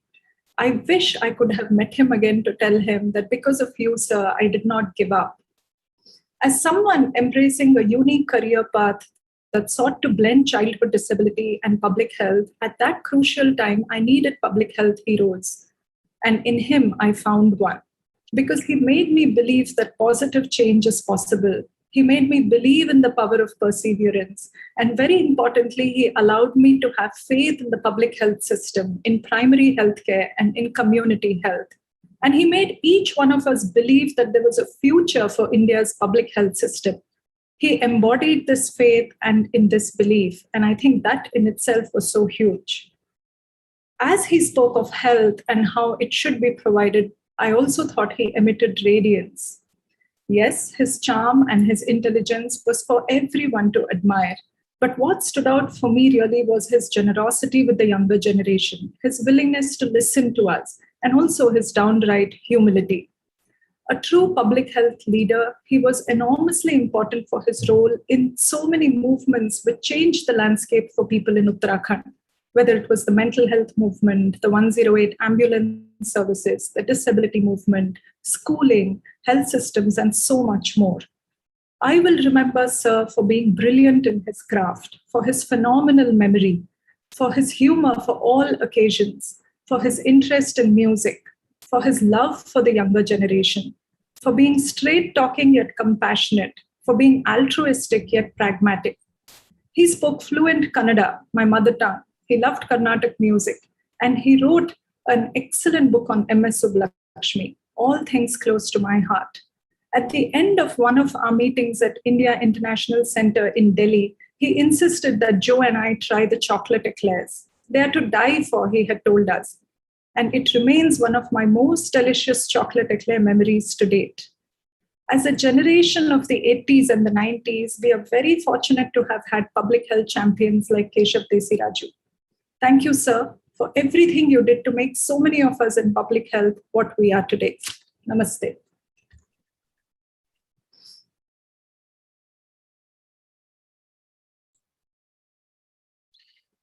Friends, I next call upon Sonalini Mirchandani. She, like me, fortunate to know Keshav first as a teacher in the academy, and she joined the foreign service, I'm told, and left quite quickly, but has remained a close friend of Keshav for all of these decades. Sonalini, please. Thank you for having me here. I'll keep it brief because so much has been said. I joined as a wide-eyed probationer in 1984, and on the faculty there was Julius Sen, who's today on the panel, and there was Keshav. And he was this teacher with whom I kept in touch, and we had a friendship which lasted 37 years. Along the way, every Teacher's Day, I know I left the service very early, but I'd wish him on Teacher's Day, and that would make him really, really happy. except for the fact that I kept telling him, you know what, I don't really remember what you taught me in Missouri. So, I'm wishing you, because you were my teacher, but let's not forget that I can't recall anything of any great significance that you really taught me. And he kept saying, Sonali, there must be something. Just a few weeks before he passed, he got in touch and said, I say, has it been 37 years of knowing you? And I said, Keshav, actually, for me, it's been 37 years of not knowing you. And he turned around and said, brilliant. I always knew there was something that I taught you. So today, when I try and think of what is it that I learned, what is it that I gained, I want to keep this brief, but I do want to highlight that authenticity, that integrity, that honesty, that luminescence, which he brought to everything. It's like if Keshav made a broccoli mousse for you, it was exactly as it should be. If it was an almond celery soup, it was true to what an almond celery soup should be. If it was bisibele Juliana, it was authentic. That authenticity is something that, if you walked into Keshav's kitchen, he wouldn't be making a gobi Manchurian for you. Gobi Manchurian is not Keshav, So everything was about that.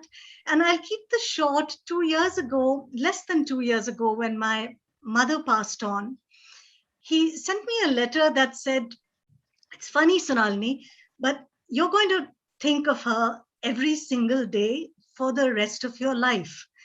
But you're also going to learn how to live that life without her. And I think those of us today who have gathered as friends of Keshav are going to be able to learn how to live life without him, primarily because I think we were privileged in that he showed us how to do so.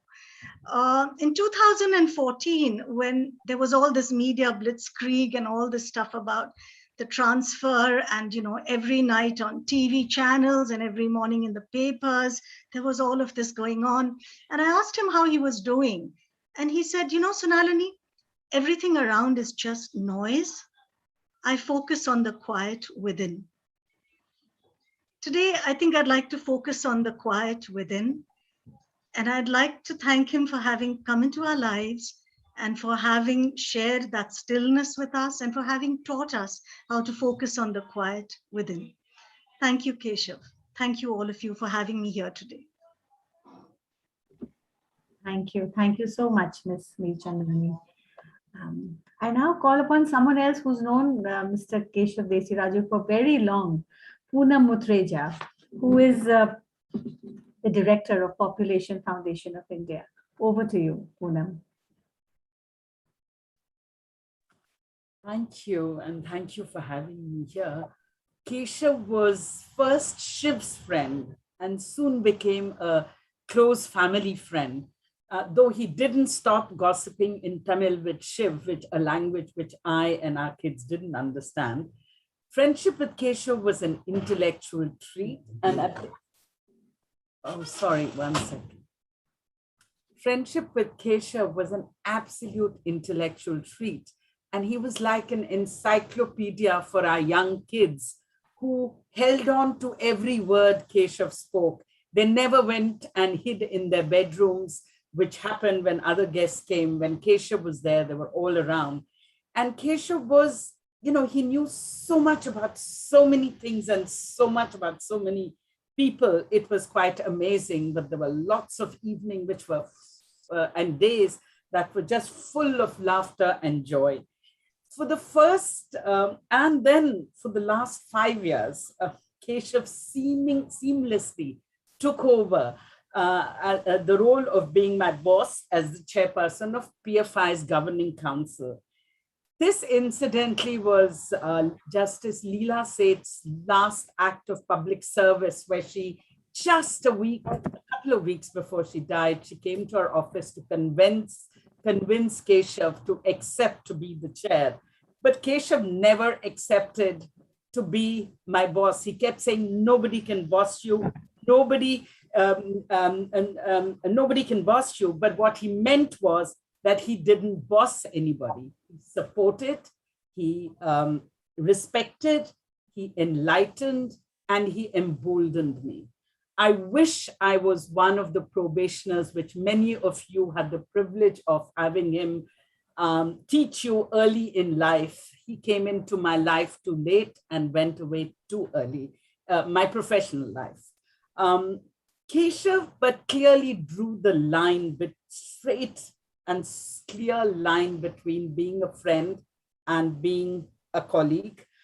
In PFI's boardroom, no one had a clue that Keshav was a dear friend, nor my colleagues, nor the other board members.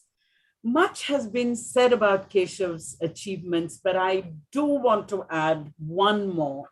And there are many I could add, having had the privilege of knowing a lot of things he did, which still haven't come into the public eye, but I especially want to mention that the day he became health secretary, I phoned him to actually congratulate him, but Keshav was so generous with his time that he had a long conversation with me, and I took that opportunity on the first day of him being secretary to complain how badly and atrociously women who've been raped are treated when they are tested or examined.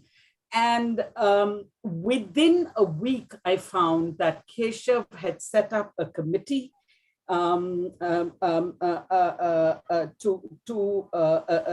constituted a committee to issue a national directive for health systems to develop protocols and guidelines for responding to rape victims. It is then that I witnessed his Keshav's sharp mind and strategic thinking, where he fast-tracked this committee, and before he left, while the committee had given its findings, they hadn't been operationalized, but Keshav made sure before he left, he set the date. I've spent a fair amount of time over the last few days, as many of you have and have mentioned so, thinking about what Keshav would be thinking about. So many articles, so written about him, especially his achievements, which were a personal secret. It just shows, it just shows if you do so much good. I talk to Keshav and say to him, you can't escape public tributes and adulation. I would end by saying to Keshav, you gave us so much love and joy. To so many of us, you left behind an unstoppable fountain of, therefore, love and indeed huge sorrow as we miss you. You might be amused at what is happening here while we are fighting to learn and struggle to accept that you now will only live in our hearts. Thank you. Thank you so much, Poonam. He will definitely live on in our hearts, in many, many, many hearts. Everyone has, many people have spoken about his role as a teacher in the academy. We have one colleague here on the panel who was also a teacher in the academy. He's now, I think, in LSE. He's come online, and Julius Sen, we look forward to hearing you.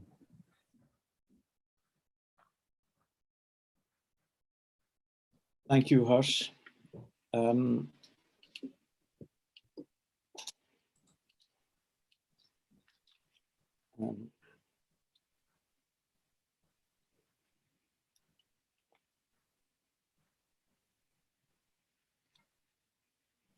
I've written a letter to Keshav.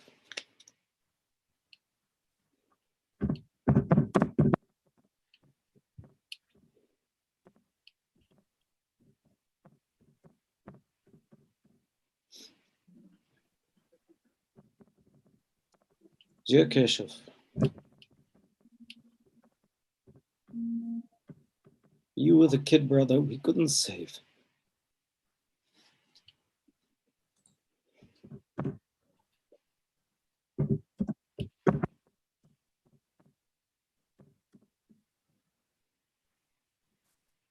We just didn't know.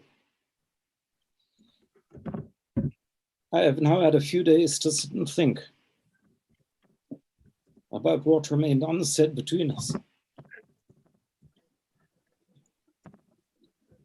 and to recall things that help me understand you better.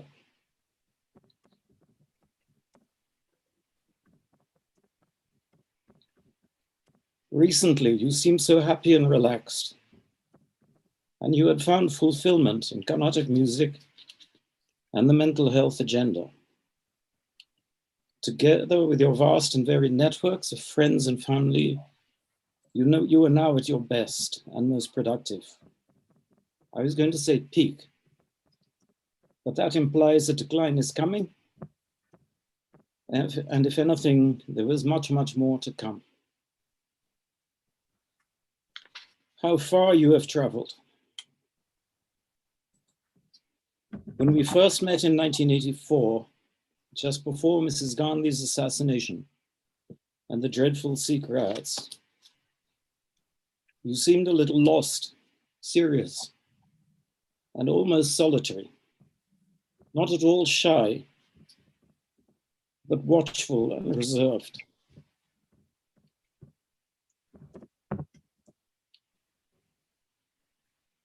I didn't know till later that you had recently lost your beloved mother, but assumed that this mood happened to people in the UP cadre who were not instinctively feudal and autocratic. In fact, you were clearly not that type at all, and I could feel your pain. And so too did everyone else in the staff. To be so out of sync with the bureaucratic culture of your state is really hard. Made harder still by the fact that many of these feudal states actually produced exceptional people from every walk of life, including the bureaucracy, who were flourishing in spite of everything. I could see you were deeply centered with a strong inner core of beliefs and ideals, but perhaps hadn't yet found a clear pathway to give them shape and purpose. In some ways, this was the hardest burden of all, because you had all the right attributes and instincts, but no easy way of taking them forward. Even when you spoke in Hindi, it could sound long-suffering and pained, especially when you were trying to explain to probationers going to UP that service was not about privileges, facilities, money, and power. Whereas in conversations in English, or with our Tamil colleagues, your speaking style suddenly became lively, engaging, and altogether more theatrical. You were transformed. Though I understood nothing of what you were talking about when chatting in Tamil, it only confirmed my impression that UP must be a really miserable state. But being in the academy changed you completely. Suddenly your canvas was no longer UP, but all India and indeed global. Your thoughts and ideas about issues of the day, public service, and governance could now find traction. The increasingly reformist agenda of the time also brought many civil society groups, journalists, academics, activists, and others into the debate on a very wide array of social and environmental issues. You loved this, I could see, and were finding the right gears and getting a better feel for what was possible and doable. Clearly, your sense of direction was increasingly aligned to governance and service ideals, which you had long cherished. But where did your center of gravity really lie? Sharing a house helped me understand you better. So let me say what I think. Economics, which I am afraid you wasted your time studying at Cambridge, was certainly not part of it.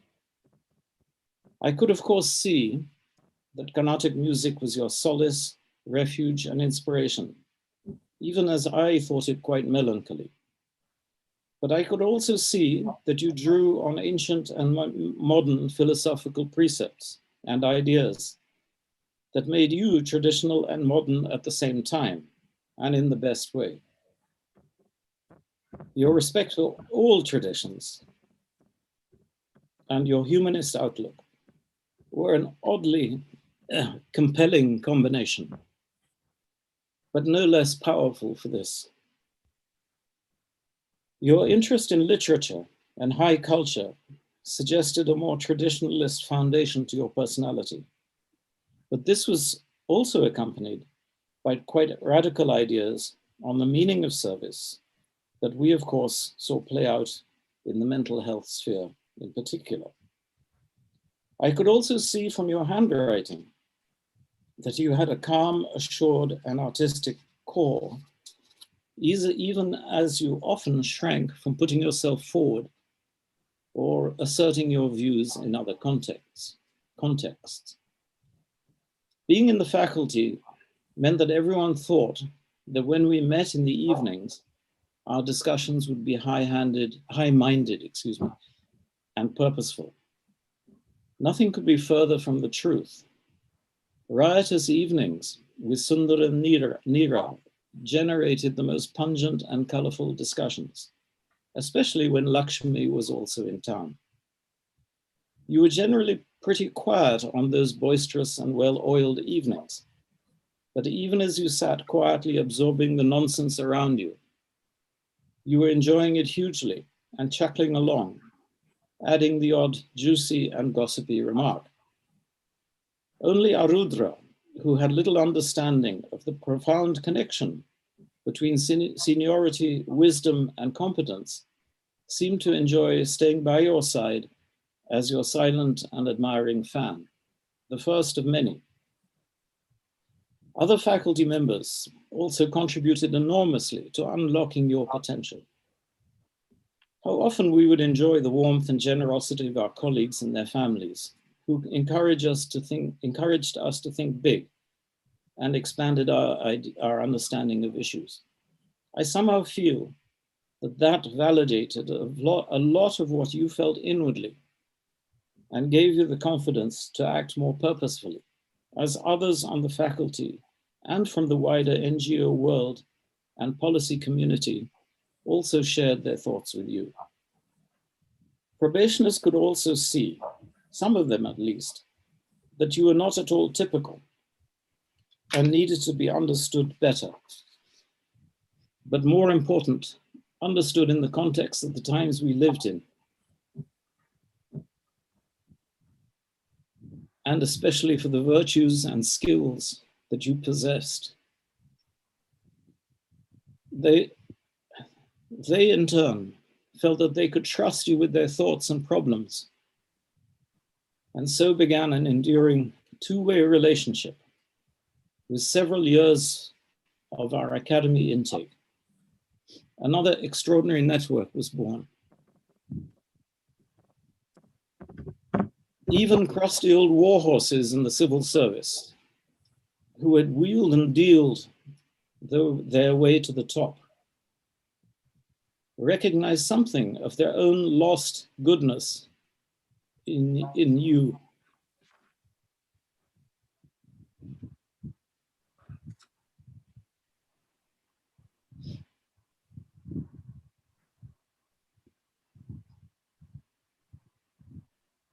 You held a mirror up to them,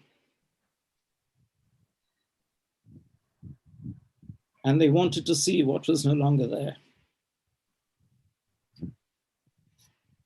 You were never one to work the room at a social event, but often sat quietly in a corner with just a few people to talk to. That was your style, but how effective it proved. I remember teasing you about the charming women who gravitated towards you for a chat about God knows what. And with a wicked smile, you told me in that droll style of yours, F off, Julius, which of course was a sign of affection. There was much more, but then our paths parted.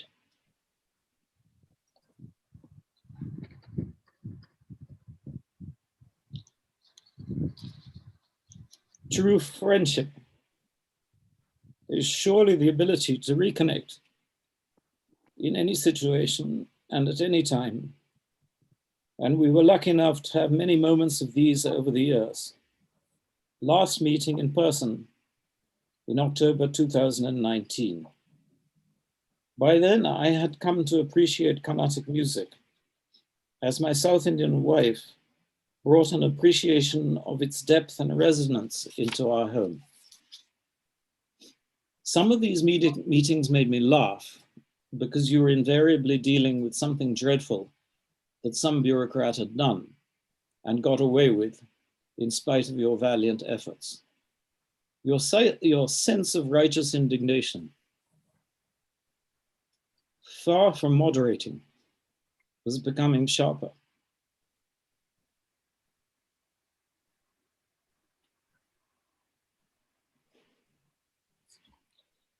But now even that is gone, Keshav. There is a lot more to say, but time is short and we'll have to keep our conversations till later. So all I'm left with now is an extract from a poem by William Corey that somehow sums up how I feel. They told me, Heraclitus, they told me you were dead.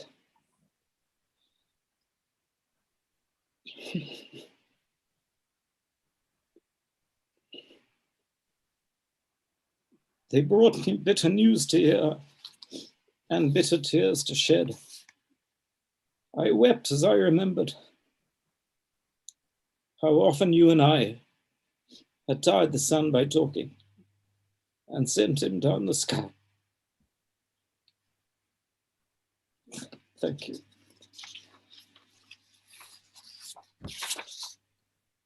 Thank you. Thank you, Mr. Sen. We need to move on to our next speaker. Our next speaker is Ms. Jo Chopra, who is the co-founder and director of Latika Roy Foundation, Dehradun. Thanks, Martin. Well, as one of those charming women that gravitated around Keshav, I've decided to change his title. The government didn't want him to be Secretary for Health, and I don't think any of us really wanted him to be Secretary for Consumer Affairs. So I've decided to think of him as the Secretary for Whimsy and Caprice, because it takes a very whimsical government official to give serious thought to two issues that are left on the side by most government officials, considered not that important: disability and mental illness. But Keshav knew how crucial both of them were. He understood that if anybody is left out, even one single individual, then everybody is in danger. Without Keshav, the Latika Roy Foundation would not be what it is today. It was because of him that we were given the opportunity to run Gubara, our diagnostics and assessment center for disabled children, in the Doon Hospital, the government hospital in Dehradun. Keshav pushed unceasingly to make that happen. And over the next 7 years, while we were in the hospital, which were really like getting a PhD in bureaucracy, and we made so many mistakes and we stepped on toes and we offended people, and Keshav was like our PhD guide, coming in and helping us mend fences and make it right and make it work. It was amazing to have his support throughout that time. But when it was over, boy, was it over. I will never forget the board meeting where I announced very proudly to the board, thinking that everybody would think we were wonderful, that even though the government hadn't renewed our contract and we didn't get any funding, we had found funding from a corporate and we were still there in the Doon Hospital. And his face was livid. He was furious, and he never, ever threw his weight around in our board. But that time he gave me a direct order and he said, "You get out of that place immediately." He said, "You don't know these people. They will break open your locks in the middle of the night, and you'll come in the next morning and find all your saman in the parking lot. And then they will pillory you in the newspaper, and it will be Latika Roy Foundation who ends up looking bad because you are basically encroaching. You have no right to be there without a contract.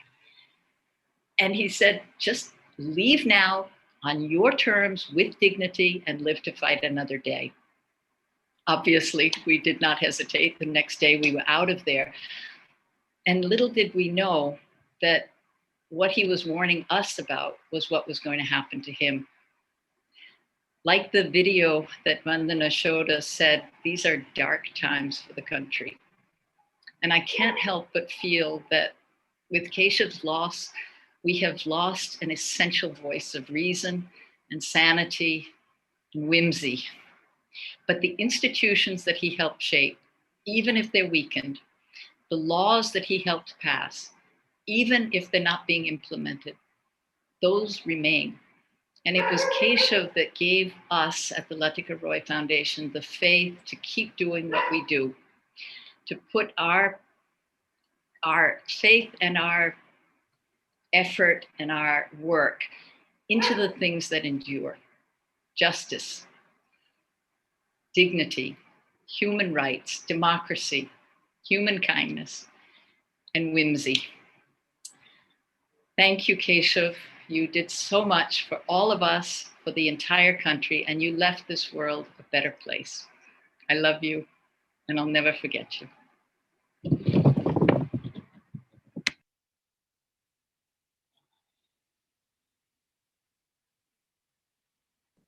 Thank you so much, Joe. We're coming to the close. We have just a few more speakers. I call upon my very dear friend Shiv, A.K. Shiv Kumar, who's been an old friend of Keshav's, an old friend of mine, and a few words, Shiv. Thank you, Harsh. On September 8th, Ramanan and his wife Preeta, Pravesh, whom we all knew, and I had the privilege of carrying Keshav's ashes to Haridwar for immersing them in the Ganges. We were on the opposite side of the overcrowded and noisy Har Ki Pauri in a very quiet spot with nobody around us. The spot where we immersed Keshav's ashes is called the VIP Ghat. I could hear Keshav chuckling at the thought of a VIP Ghat. After all, he was someone who cared so little for power and position. It was a very serene moment. No priests, no rituals. I closed my eyes, thought of Keshav, remembered his friends, smiled, and hugged Keshav in my mind. In a flash, his ashes were swept away by the gushing waters of the Ganges. Today, I want to in lighter vein share with you a major decision that Keshav took, for which he has not been remembered, a decision that has been overshadowed by his monumental contribution to mental health and India's development. As we all know, Keshav was suddenly moved from the Ministry of Health and posted as the secretary in the Ministry of Consumer Affairs. After a few weeks into his new job, I met Keshav and asked him, "Tell me, Keshav, what do you do as Secretary Consumer Affairs?" Keshav replied, "Shiv, let me tell you about a major decision that I had to take today." And he told me that Indian manufacturers of measuring tapes, the famous inchy tape as we call it, need to get their product certified by the government of India to ensure that the inch tape was indeed 60 inches long, not longer, not shorter than 60 inches. For decades, the fee for verifying each measuring tape up to 5 meters long varied between 10 paisa and 15 paisa. 15 paisa if a class 2 officer did the inspection, and 10 paisa if the job went to a class 3 officer. The manufacturer had to pay the fees before his or her tapes could be sold as standard tapes. However, there was a big problem now. The 10 paisa coin had disappeared and 25 paisa too was no longer legal tender. So after several months, the file had been put up to Keshav for his signature for raising the fees to 50 paisa, the lowest value coin issued now for each 5-meter measuring tape. I said, wow, Keshav, you might have had to think hard about this. What did you decide? With a chuckle and a smile, Keshav said, what do you think, Shiv? I cleared the file. Even as the Ludhiana-based Linear Measure Manufacturers Association complained about the 5-fold jump from 10 paisa to 50 paisa. And he said, not only that, the association felt that I was being unfair because imported Chinese tapes didn't even get this verification done. So what will happen to global competition now? When he said this, I started laughing softly. Keshav replied in all seriousness, Shiv, you think this is a small decision for the Secretary Government of India? I care for people. People should not get cheated. Imagine all those who are trying to reduce their waistline and end up using a faulty inch tape. At which point Keshav and I burst out laughing. And that was the part of the time we spent together, giggling silently, not taking anything too seriously, and above all, bantering in Tamil. I'll really miss Keshav. Thank you. Thank you so much, Mr. Shiv Kumar, for that, really interesting and funny incident that you shared. We now have Rashmi Bharti speaking, who's a co-founder of Avni in Kumaon.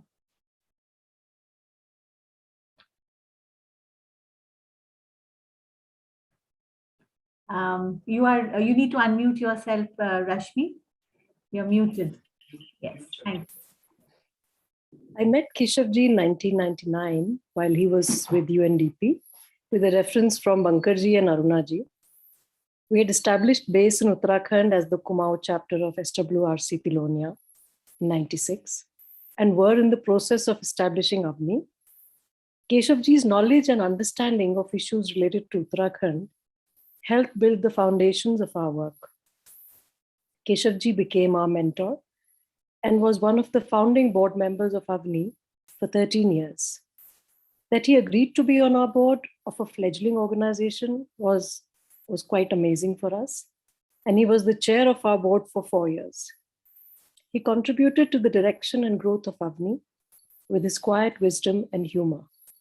Despite his busy schedule, he traveled to Avni for most board meetings and even hosted the meetings at his home in Almora and Delhi.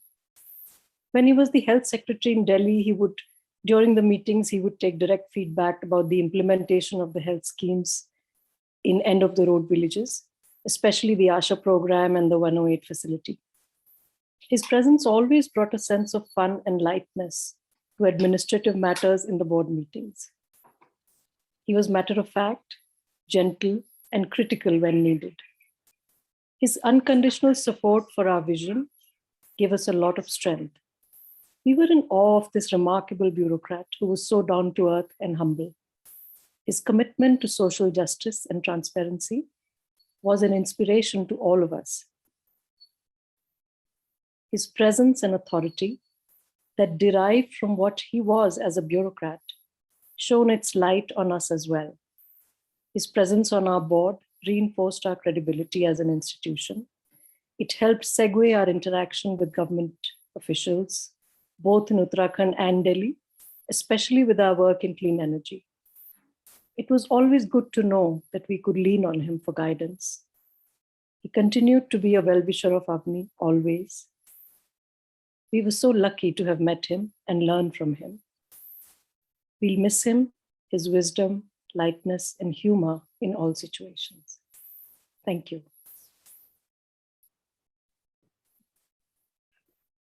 Thank you, Rashmi. We are approaching the end of this evening. I will invite my last guest, and then after that, Mamta and... we have 2 guests left, Harsh. Yeah. So, So I will invite and you will invite, and then we'll ask Ram to kindly read out a message from Keshav's family. So my last guest here is Ambuj. Ambuj heads the School of Public Policy in IIT Delhi. Ambuj, please.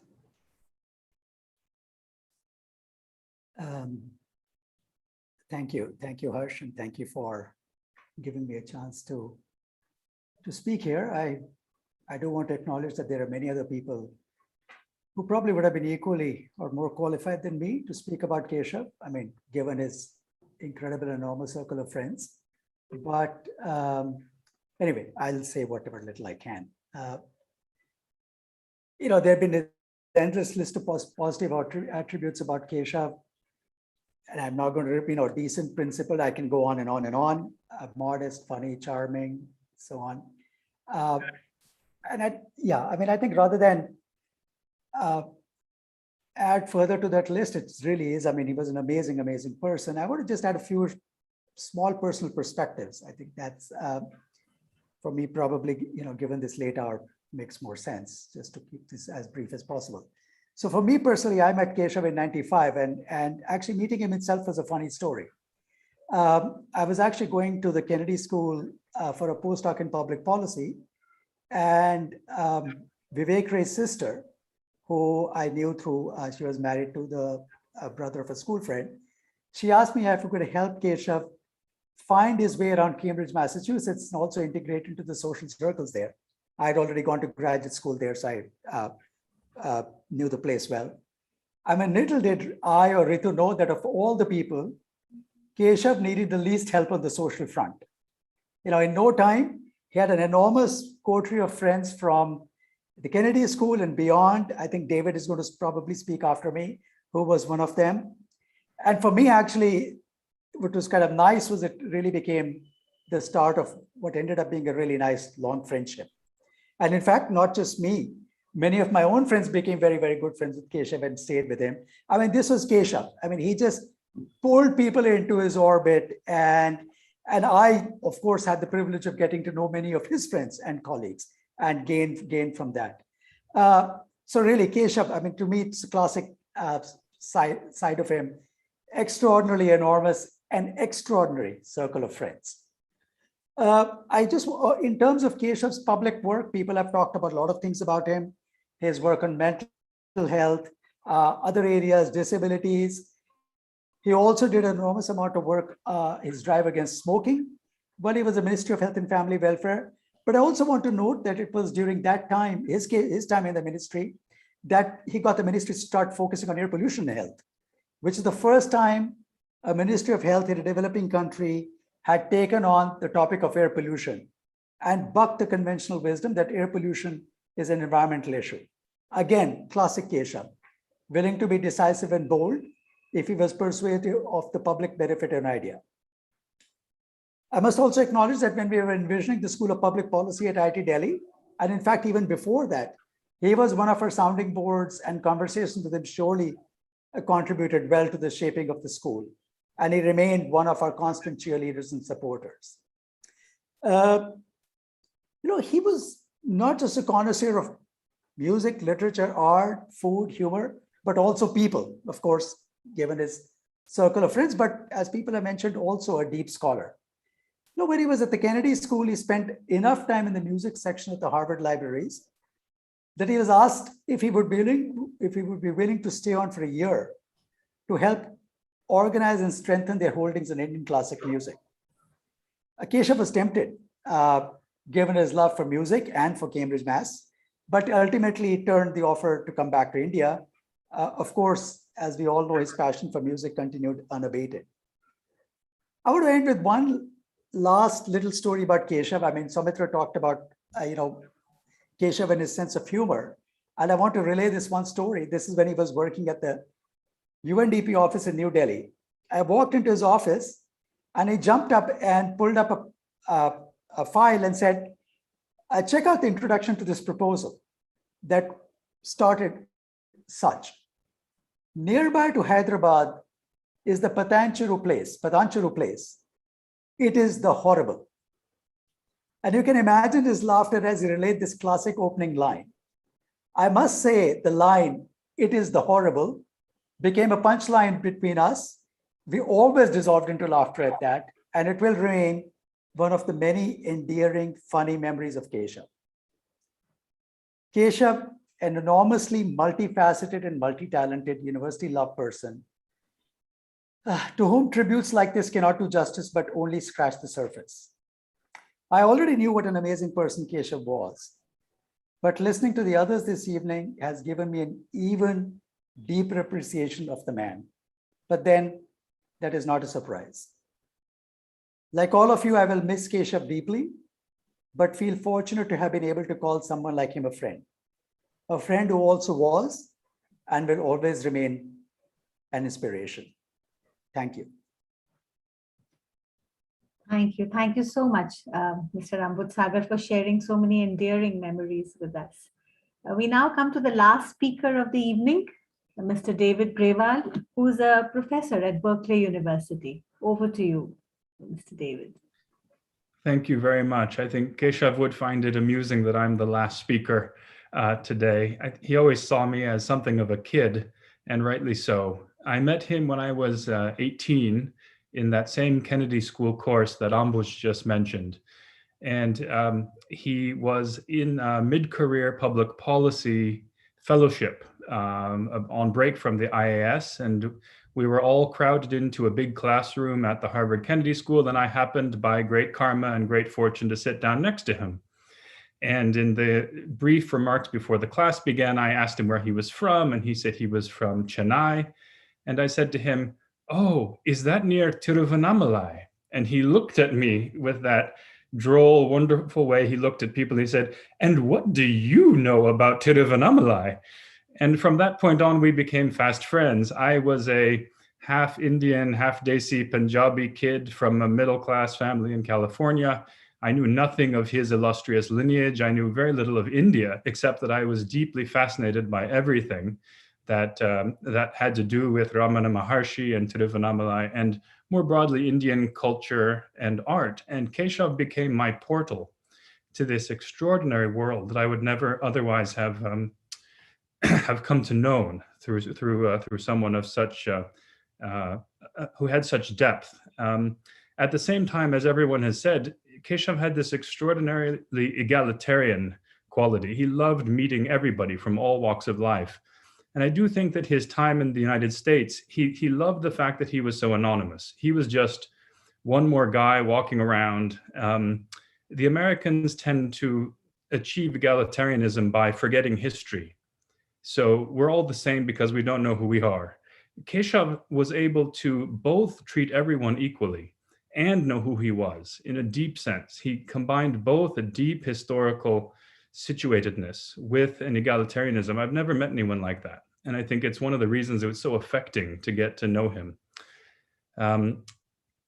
In that year at the Kennedy School, he would often have me home to his little apartment overlooking the Charles River. He would cook avial for me. He would play Indian classical music for me.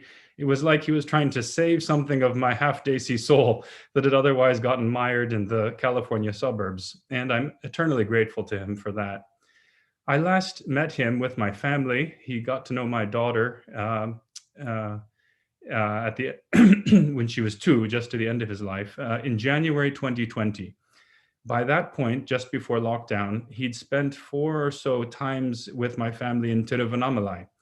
Subsequent to that meeting when I was 18, I got a house in Tiruvannamalai, and he would always come and visit us there. People have rightly noted his commitment to justice, which included a deep commitment to a kind of secular humanism. And that is absolutely right. And he should be remembered for that. At the same time, he was a person in his way of an extraordinary spiritual depth. And I can say that he and I spent many days sitting quietly in the old hall in Ramanashramam in Tiruvannamalai. We always went on the parikrama or pradakshina of the Arunachala hill. I do think that these meetings, really, these times when Keshav got to engage Ramana Maharshi and the presence in that region were very powerful for him. And I felt blessed to be in his presence in those times too. In the Advaitic tradition, in Tiruvannamalai, they say that if you do parikrama or production of Arunachala, that you achieve moksha. I don't myself anymore know whether I believe in such a concept, but I do know that if such a thing exists, Keshav richly deserves it. So with that, I will thank you all.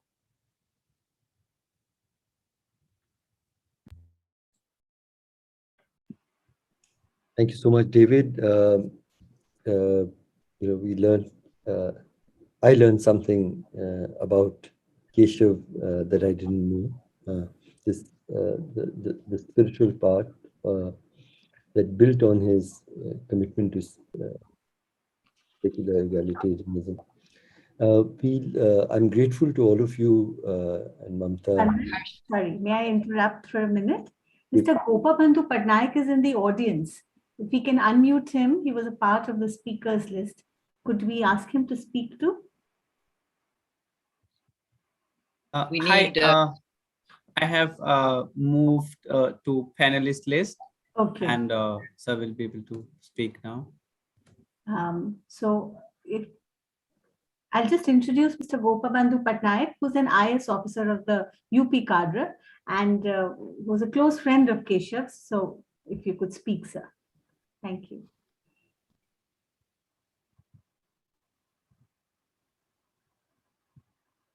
I don't see him here, Rizwan. He is there, Mr. Gopabandhu Patnaik. Can you hear me? I hear you. Can you hear me? Yes, we can. Namaskar. For the last 10 days, I am just thinking about Keshav. How does one bid farewell to a friend who is part of your life for the last 4 decades and more? By recalling the great times, the good times spent together, by recounting his virtues, his achievements. Neither I know nor I intend to do any of these. Rather, I propose to catalog the faults of Keshav to better understanding. Keshav was really a self-effacing person to a fault. Many people who know Keshav were not aware about the legacy he inherited that continued throughout his career, throughout his life. He loathed to discuss about his personal self other than with his friends. Keshav was given to speaking truth to a fault, come what may, and speaking truth power. When he got UP cadre, many pundits in the IAS mentioned that Keshav is predicted to be doomed in UP. Keshav had the last laugh. Yet the temerity of a 5-year-old child who told the emperor that he was naked, Keshav's innocence survived UP. Keshav not only survived, he thrived, he prospered, and was a very successful bureaucrat in UP. He was a much respected, much loved, and now much missed bureaucrat of UP and Uttarakhand. His fault of speaking the truth was his armor. The politicians not only tolerated him, but had grudging admiration for his sake. Keshav was a very, very private person. To a fault, I would say. It was sometime in 1989. He called me one morning and told his father has passed away. Later in the day, I requested the secretary of my department to grant me leave to go to Almora, where Keshav was serving as district magistrate.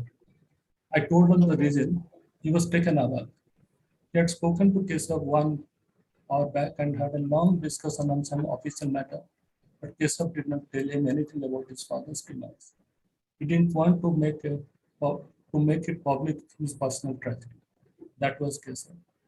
And when I arrived, I found that there was no bandobast made by the eager, distraught local Tahsildar. Keshav had kept it a quiet, frugal, simple family affair.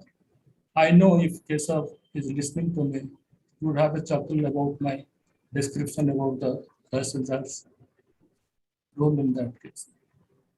It was an irony that when the nation was celebrating his grandfather's birthday last Sunday, he still chose to sleep away without any fault, without any fuss. He lived his life with quiet dignity and went away with equal equanimity. Later that day, I was presiding a function and thought of mentioning about the sad, untimely demise of Keshav. But I realized that perhaps Keshav won't like it.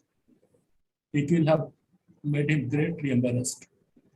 Keshav lived a life on his own terms. He didn't want to prove anything, didn't compete with anybody, was not in the rat race, didn't strive for anything but because nothing was worth his strive. It was a very ethical life, lived aesthetically. Classical music, books, and his loyal band of friends from diverse fields and of different vintages, along with his family. That is what sustained him. He was the ideal philosopher king. There was nothing gross, nothing coarse, nothing vulgar about him. Keshav's life was the true reflection of a biblical saying that the meek, the gentle shall inherit the earth. My only regret is he left us unprepared for this to deal with this vacuum his departure has made. I remember the long walk we used to take in Dehradun from the club tower to the circuit house through groups and besides the running streams. I remember the day I bade him farewell in 1982 when he went on a deputation to Bangalore to be with his ailing mother. That his humor is yet to sink in. I feel one day the door and windows of my room will suddenly open, and there would be Krishna, me Keshav, standing with a twinkle in his eyes and that enigmatic, mischievous smile on his lips. And like an autumn leaf, I would be swept away in the twilight breeze, and both of us would be going away hand in hand on a long walk. I know that wherever he is, there would be much silent laughter and great tranquility. Goodbye, my friend. Goodbye. Thank you. Thank you so much, Gobu Patnaik. It's fitting that we end this evening with your words. I won't extend the evening. There were many things I would have wanted to share, but I think it has all been said much more beautifully and eloquently by so many speakers today. I just request Ramchandra Guha to kindly read a small message from his family, and directly thereafter, this program will come to a close. Thank you, Mamta and Harsh. This is a message from the family of Keshav Desiraju. Dear friends and colleagues of Keshav, on behalf of his family, thank you so much for organizing this remembrance meeting for Keshav Desiraju today. It has been so moving for all of us to hear the many wonderful memories of him which you have shared with us today. Keshav was an exceptional and an exemplary human being, a man of kindness, generosity, intelligence, integrity, wit, and humanity. He devoted his life to India and to the causes which he believed in and fought for so courageously. He surrounded himself with wonderful friends, so many of whom are honoring his memory today. And we are grateful, we are so grateful as a family to be able to draw upon the love, support, and strength of Keshav's friends at this impossibly difficult time. It has been heartwarming for us all to have that support, and we thank you all for it. In our family, Keshav is utterly irreplaceable. As a brother and as an uncle, he was wonderfully affectionate, completely loyal, a tower of strength, and always incredibly good humored. We remember today his love for his parents and siblings, his charm and good manners, his passion for Carnatic music, his enjoyment spending time with his nieces and nephews, and many wonderful family times spent cooking, laughing, gossiping, doing crossword puzzles, family celebrations, and taking long walks together. He was a proud Desiraju and a proud Sarvepalli, and in the mingling of these two families represented the best of South Indian courtesy, civility, and decency. We loved him greatly, and we will miss him terribly. Our world is a little less bright with his passing, but we will always remember the brilliance of his personality and the warmth of his heart, which lit up all of our lives and whose memory will remain with us forever. Thank you again for being such wonderful friends to Keshav in his life and to all of us now. With love, the family of Keshav Desiraju. So thank you, friends. The world is truly less bright with Keshav's passing. Thank you all for gathering in his memory, and we close the evening at this point. Thank you all. Thank you.